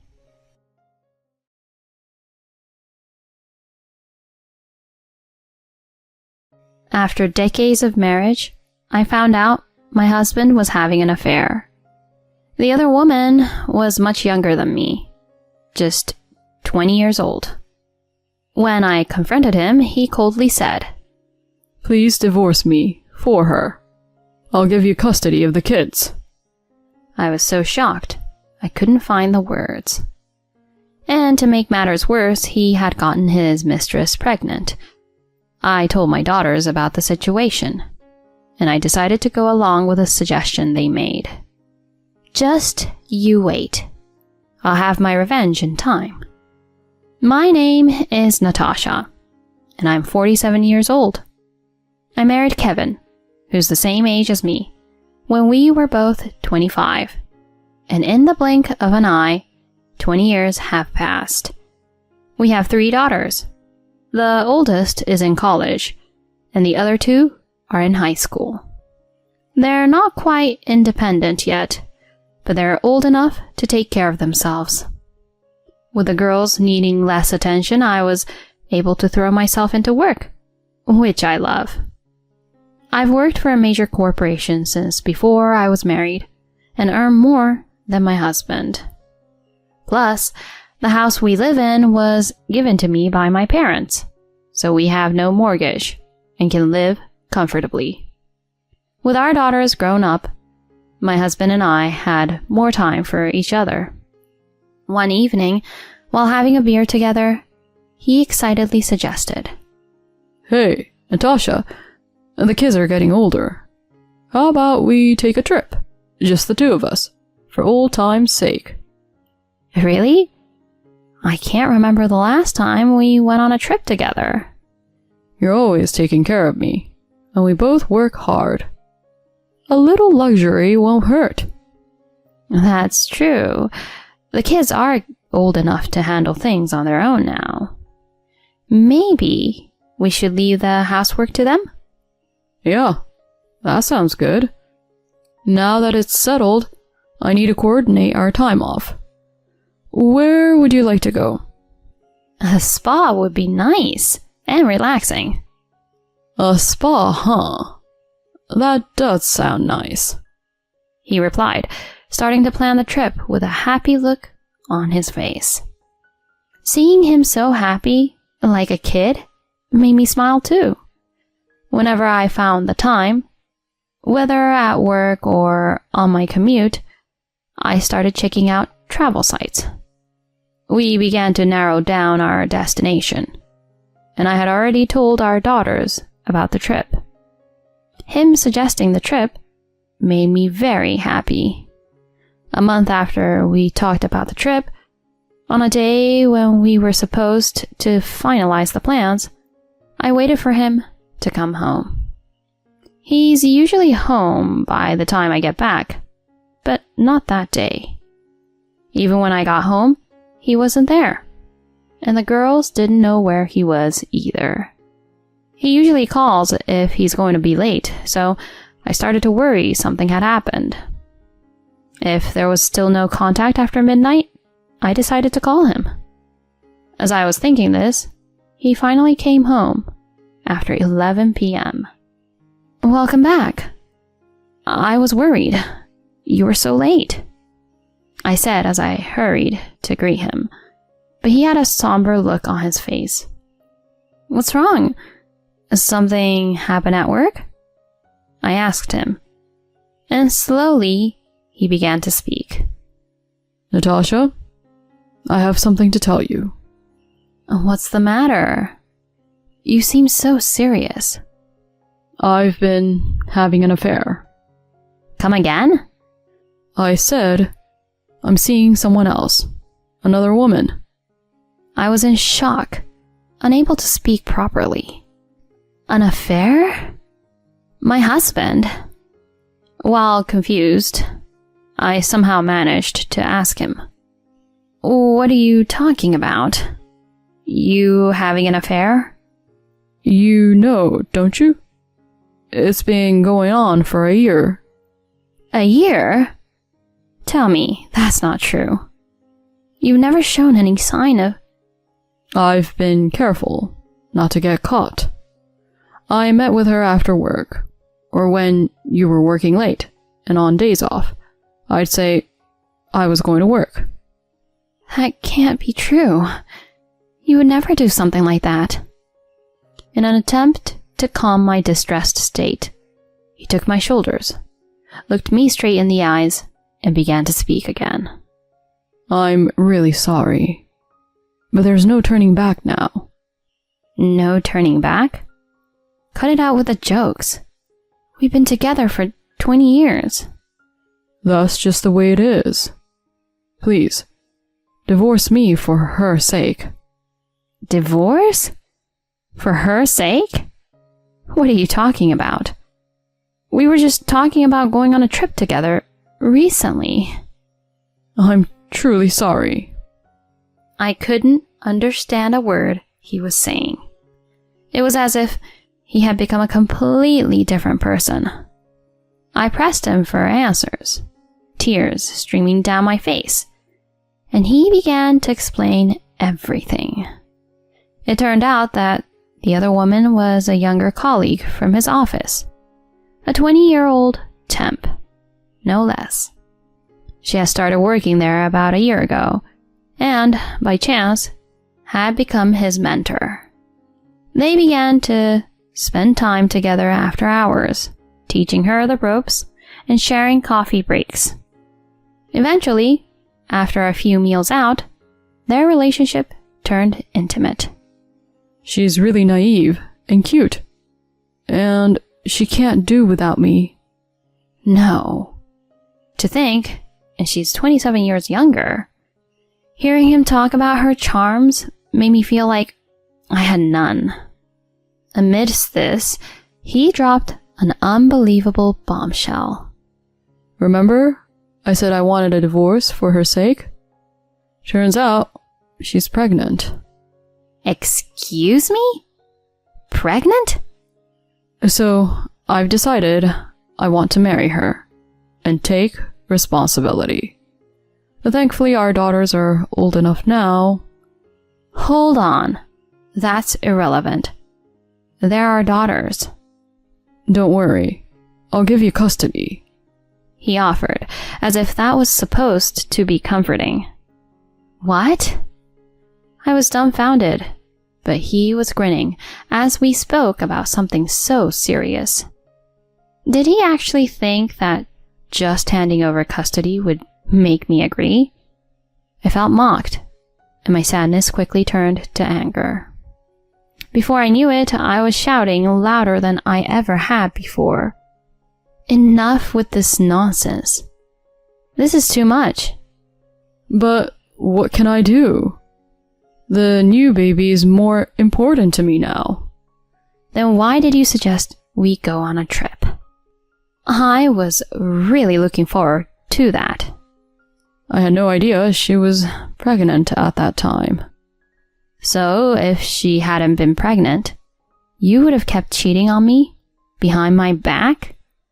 Anyway, I'm bringing her over tomorrow. We'll talk again then, he said, dodging the issue. And then he quickly pulled out the completed divorce papers and headed to the bath. What the hell? He confesses to cheating and now she's pregnant? How much more can he belittle me? I felt like a fool for having prepared dinner and waited for him. I was tormented by a whirlwind of emotions. Yet no matter how angry I got, the situation wouldn't change. I reluctantly decided to confront the reality of my husband's affair. The next day, true to his word, he brought the other woman home. I told our daughters to stay in their room and had him and his mistress sit on the sofa. The woman, who introduced herself as Lisa, apologized to me as soon as she sat down. "I'm truly sorry for this mess." "Your apologies don't fix anything. You realize we have 3 daughters." "I am aware. But for the sake of the child I'm carrying, could you please divorce Kevin?" "Excuse me? Why should I destroy my family for your child?" I said, feeling my blood boil. Without hesitation, she asked for a divorce, and in a moment of rage, I shouted, "Who the hell do you think you are, asking for a divorce?" At that moment, she covered her mouth dramatically. Kevin looked at her concerned. Hey, Lisa. Are you okay? "Yeah, sorry, Kev. I just feel a bit..." Must be morning sickness. What do you want to do? Need the restroom? "Thank you. Could you show me where it is?" Of course. Right this way. I've never seen my husband behave like a gentleman before. He hesitantly helped her out of the bathroom, saying, Lisa, please, don't overdo it. Remember, you're carrying our precious baby. "Right. I'm sorry. I just got scared all of a sudden when Natasha yelled at me." I'm sorry. You're right. None of this would have happened if that Natasha had just agreed to the divorce like a normal person. "No, it's okay. This is just another challenge we have to overcome to be together." It was like a scene out of a movie, watching him and his mistress holding hands with smiles on their faces. In that moment, my feelings for him froze over with incredible speed. If I had just agreed to the divorce? Is that what you just said? How dare you? Are you trying to blame me? You're the one who cheated, not me. I'm so done with this. Fine, let's get a divorce then. Arguing any further seemed ridiculous, so I agreed to the divorce. Immediately after, I kicked him and his mistress out and locked the door. The girls must have heard our voices. They showed up and asked, "Mom, is what you guys just said true?" I nodded slightly in response. I couldn't hide it anymore. I called my daughters to the living room to tell them about their father's affair. "So, that's the deal. Your dad and I are getting a divorce. You girls will need to decide who you want to live with." Together, my daughters responded, "Well, obviously we're staying with you, Mom." "Of course. But, it would be boring if Dad didn't get punished at all." "True." "Well then, let's get back at him and that new woman." Right after they proposed a plan. Just like their mother, they're clever. Though I was initially surprised, I agreed to go along with their plan and put on an act. A few days later, I contacted Kevin to talk about alimony and asked him to come over alone. When he arrived, I immediately started the discussion. After the divorce, I'll definitely be asking for alimony. Also, I want you to take custody of the kids. His eyes went wide as he said, What? Just then, the girls came in. Seeing them, he quickly tried to talk them into living with their mother, saying, Hey, you guys should live with your mom, right? Why would we? "We're actually thinking of staying with you, Dad. It's our choice, and you have this stable income, right?" Whoa, hold up. Your mom makes more money than me. Trying to persuade him, the girls brushed him off. It's okay. We just need our usual allowance. "Yeah, as long as we 3 sisters are together, we're good." "That's right. Actually, you should feel honored that we're even considering living with you, Dad. Well... He was confused, but he couldn't argue with the girl's wishes.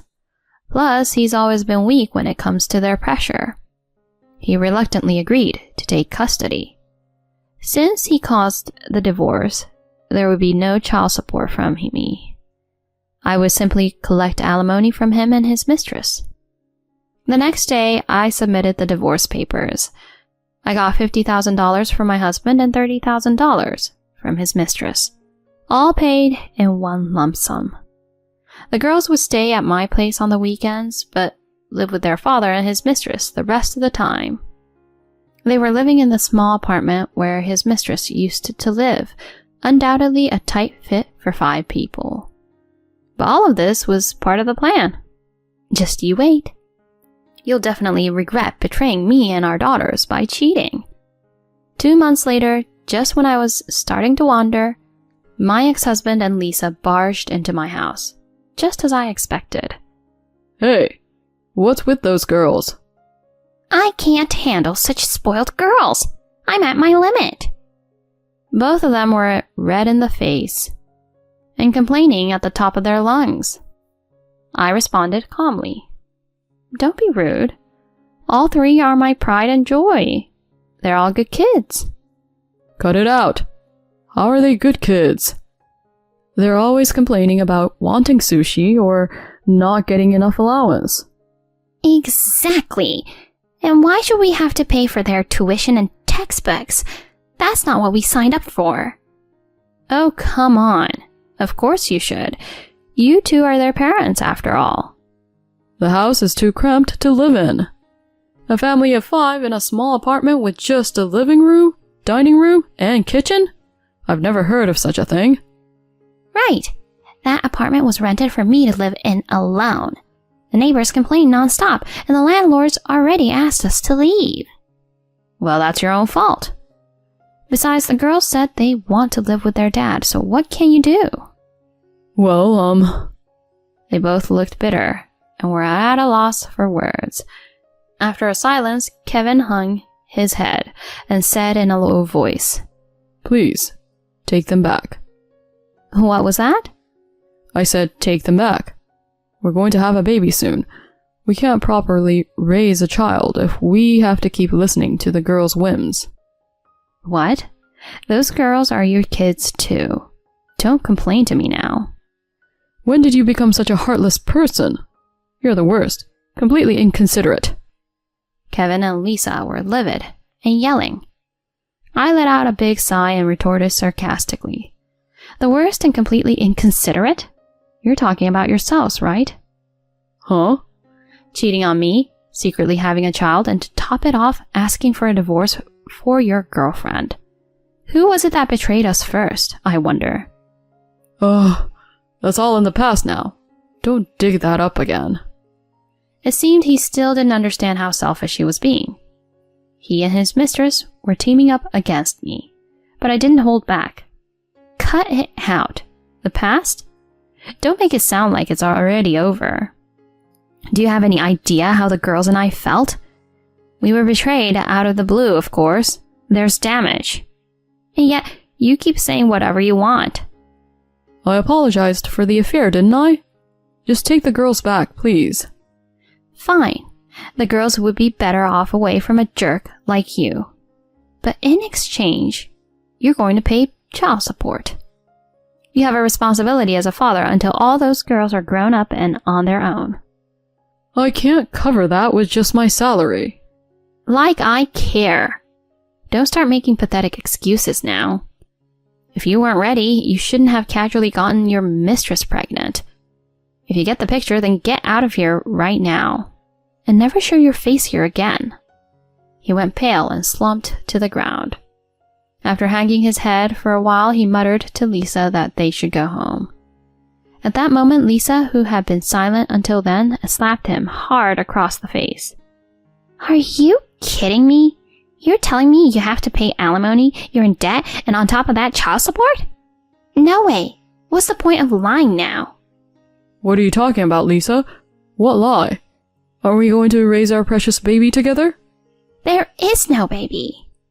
Her unexpected revelation brought time to a standstill. He stuttered in shock. No baby? We're not having a baby? The pregnancy was a lie. I just thought you had money, so I wanted to marry you. What are you saying, Lisa? Tell me you're joking. This house you bragged about is actually your wife's. I can't get the house, I'm being sued for alimony, and I'm stuck with these annoying girls. I've had enough. There's nothing good about being married to you. I want a divorce right now. Lisa, please. The ex-husband, with tears in his eyes, clung to her. Get off! Move, I'm leaving. She shook him off and briskly walked out of the house. My ex, who had just been dumped by his mistress like trash, apologized to me then and there. Please forgive me. Give me another chance to make things right. I was begged repeatedly, but of course I refused. I immediately kicked him out of the house and called my daughters back. Afterwards, I started the formal process of regaining custody of my daughters and demanded child support from Kevin. With his savings drained from paying alimony, the child support for 3 must have been quite a burden. Furthermore, employees at his company witnessed the quarrel with Lisa, and their relationship quickly became known, leading to the end of Lisa's contract work. He was relegated to an inconsequential position also. His salary was reduced, and he faced a tough life, even harsher than before, with child support payments waiting. He was left with nothing, struggling just to get by each month.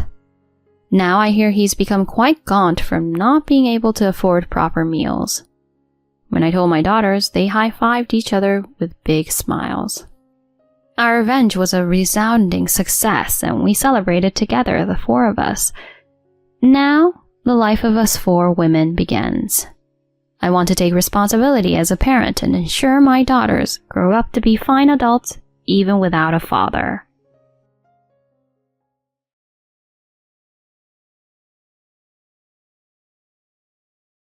I think I'm having contractions. Can you drive me to the hospital? When the labor finally started, I asked my husband who was at home. He agreed with a look of annoyance. I got ready in a hurry and followed him out the door. We reached the parking lot of our apartment complex. He got a message on his phone. He stopped to read it and then uttered something unbelievable. I've been invited to have drinks with my co-workers. I gotta go now. What? I couldn't believe my ears. There I was, enduring the massive pain, and he was going to a dinner party. I desperately pleaded with him. Are you kidding me? I'm having contractions right now. He just shrugged it off, saying, Take a taxi or something. You'll be fine. Seriously? Wait! As I was about to protest, another wave of pain hit, and I crouched down on the ground. Without even glancing at me, he hopped in the car and drove away, leaving me behind. At that moment, I was quietly seething with anger. I swore to myself that I wouldn't let him get away with it. Little did I know, he would end up begging for my help later on. I'm Sabrina, a 29-year-old part-time homemaker. I'd like to share a bit about my background first. My father, Harold, is 62 years old, and my brother, Simon, is 4 years older than me. My mother passed away when I was in grade school due to illness. She was fragile, but kind, and I still remember her fondly. I mourn her loss deeply. My father and brother took care of me and raised me with lots of love following my mother's passing. My father is a high school physical education teacher and holds a black belt in judo. My brother, who's been trained by my father since a young age, became a police officer and is also a judo expert.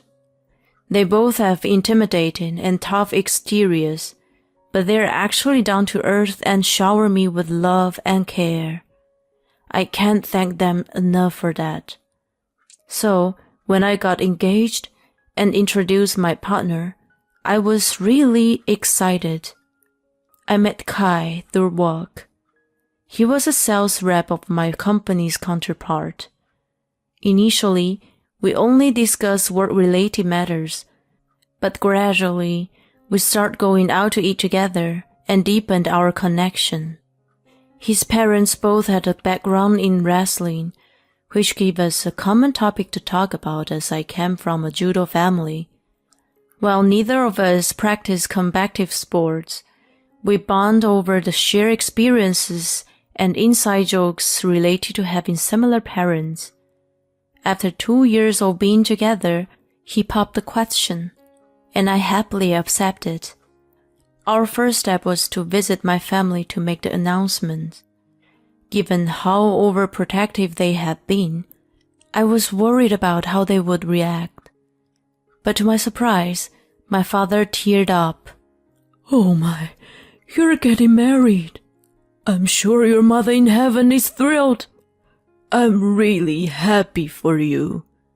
My brother seems to be overcome with emotions too.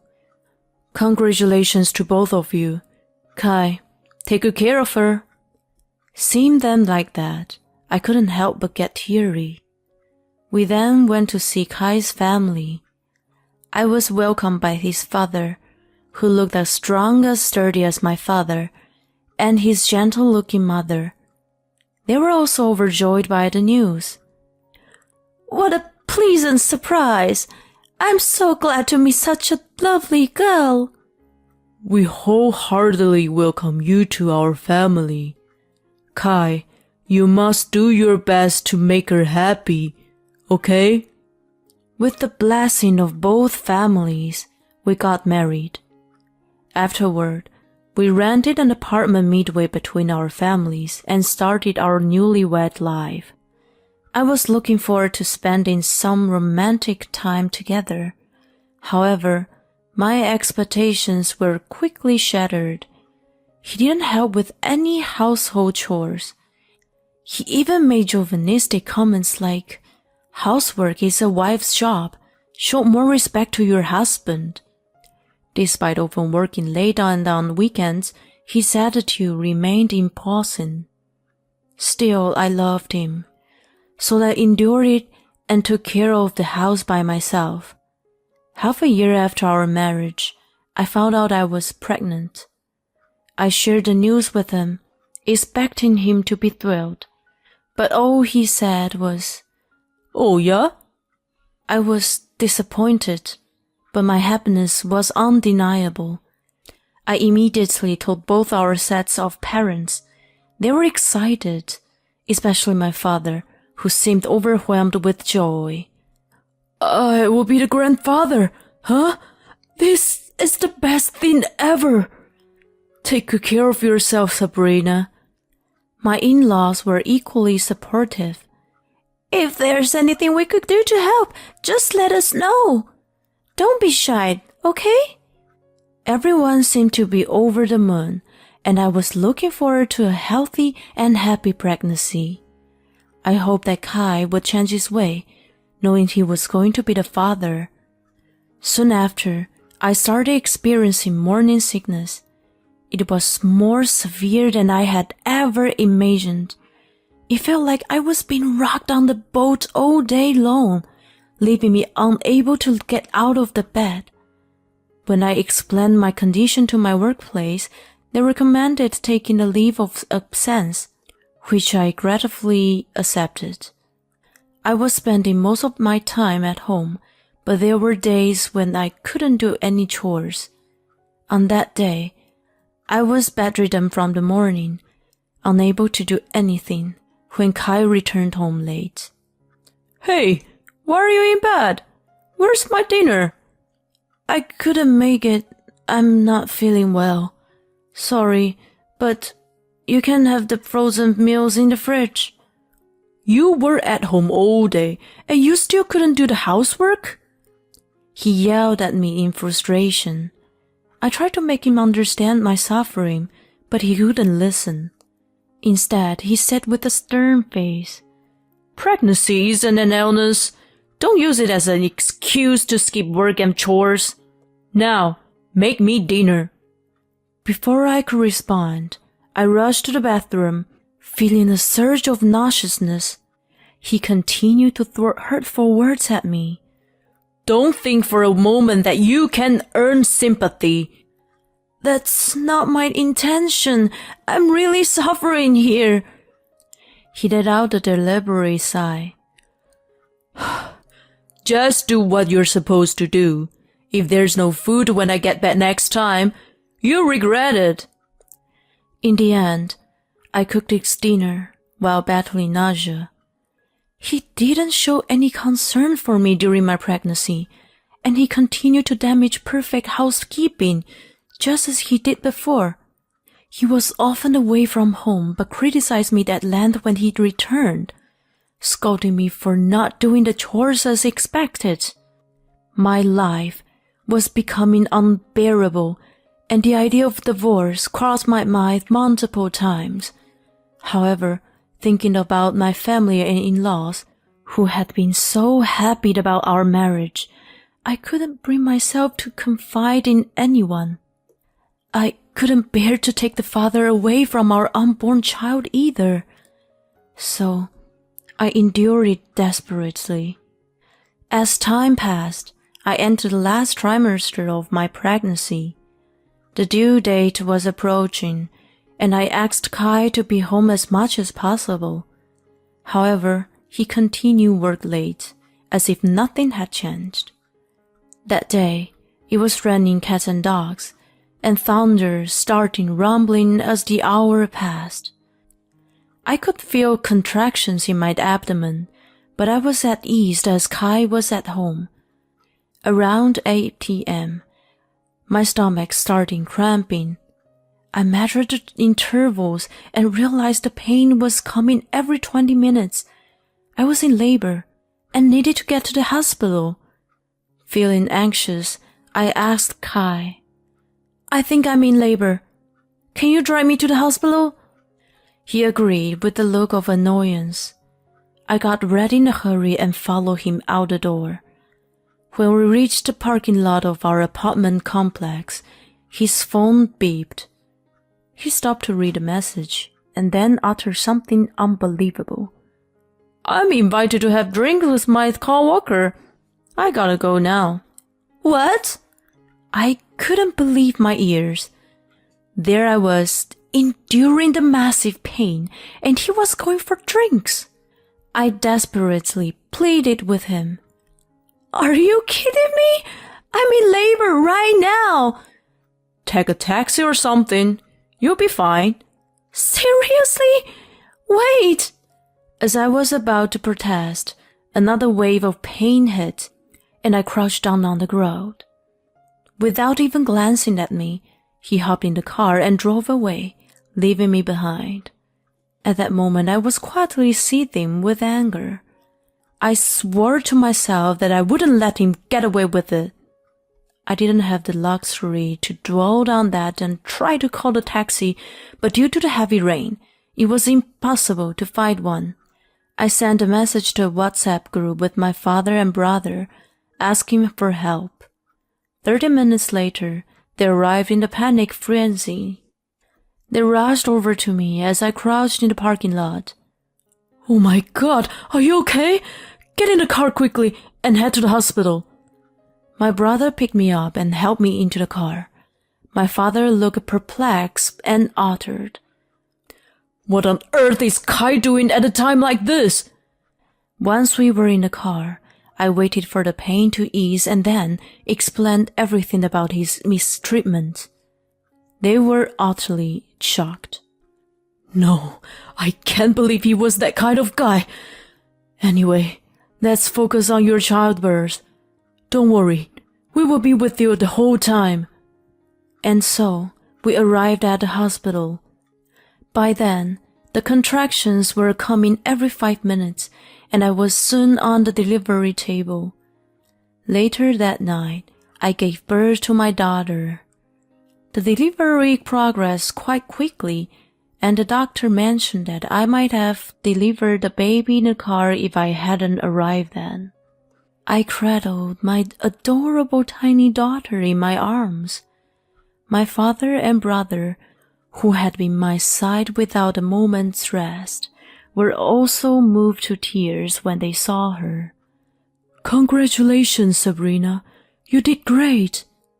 You should get some rest now."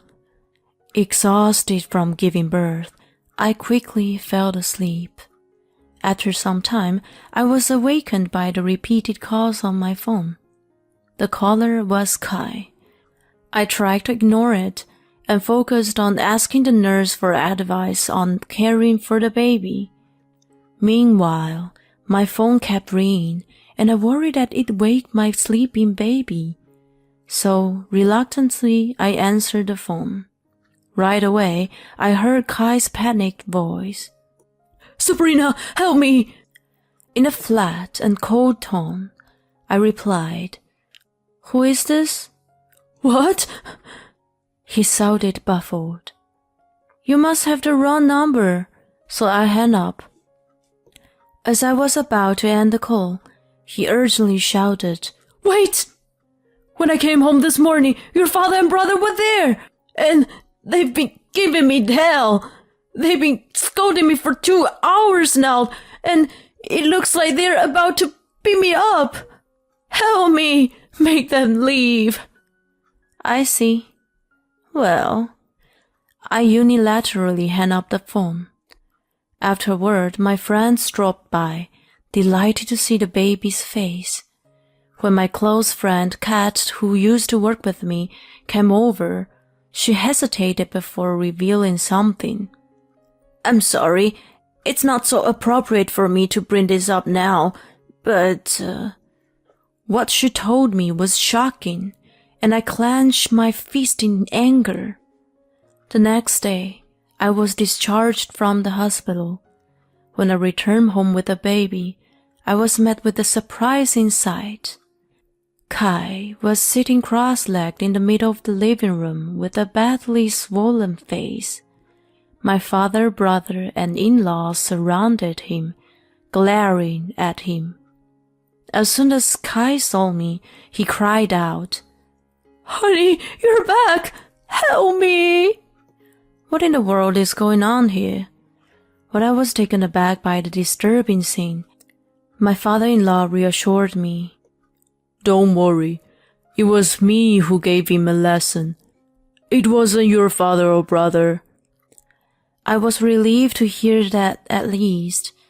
Kai gathered himself and said, "Well, our baby's back now, so let's drop this issue.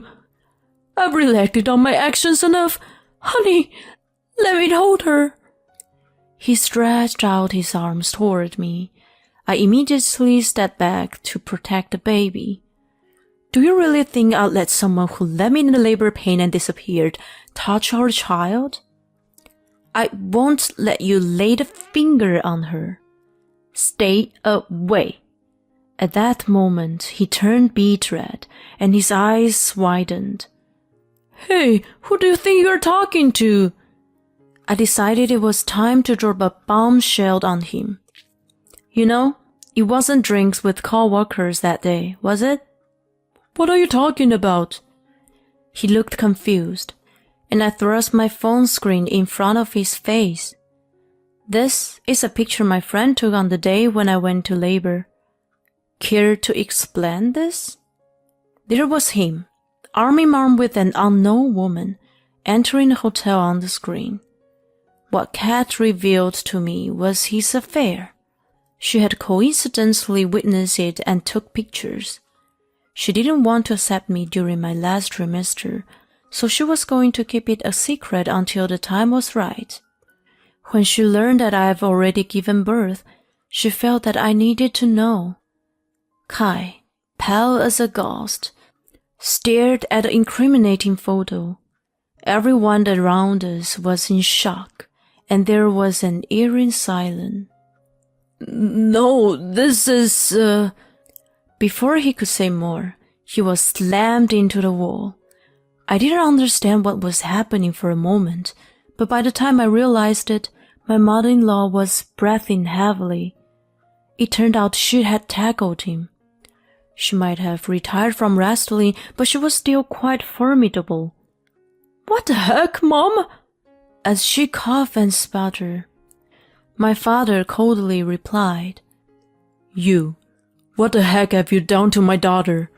Explain yourself." Cornered by the four sturdy adults, he began to speak meekly. He admitted to starting an affair with a co-worker right before my pregnancy, intending to break it off once our child was born. He explained that he was going to meet her for the last time on that day. "Please, believe me, I'll never cheat again. I'll be committed to you and the baby from now on." Before I could say anything, my father-in-law roared, "Cut the nonsense! Your sweet talk won't work here." But our child needs a father, right? Right, honey?" He reached out to me for support, but I forcefully pushed his hand away. "We're better off without a father like you. Cheating while I was suffering from morning sickness. What the heck? I will never forgive you. Get ready for a divorce and child support." "No." Then my mother-in-law addressed me. "Sabrina, we're truly sorry. We're going to straighten him out." I nodded, and my in-laws grabbed him by the collar and dragged him away. I was left being comforted by my father and brother. Almost a year later, our divorce was finalized. The $30,000 alimony was quickly transferred to my account. As for child support, my ex-in-laws lent the money to Kai, and it was paid in the lump sum. To my surprise, his mistress reached out to me and apologized. She claimed not to know about our marriage and my pregnancy. She offered to pay some compensation as a sincere apology, but I declined and told her not to contact me anymore. She ended up breaking up with Kai and moved back to her hometown. My ex-in-laws forced him to quit his job and got him a position at a construction company owned by an acquaintance. He now lives under strict supervision, working hard to repay the money he owes to them. He faces daily scolding from his younger boss and is apparently exhausted every day, but I have no intention of forgiving him yet. In fact, I find satisfaction in his misfortune. As for me, I used the alimony to move to a new place and start a fresh life with my daughter. My father and brother frequently visit us and help with parenting. I also let my daughter spend time with my ex-in-laws, who became allies in this situation. Moving forward, I'm determined to raise my daughter with all my heart while I remember to be always grateful to my family.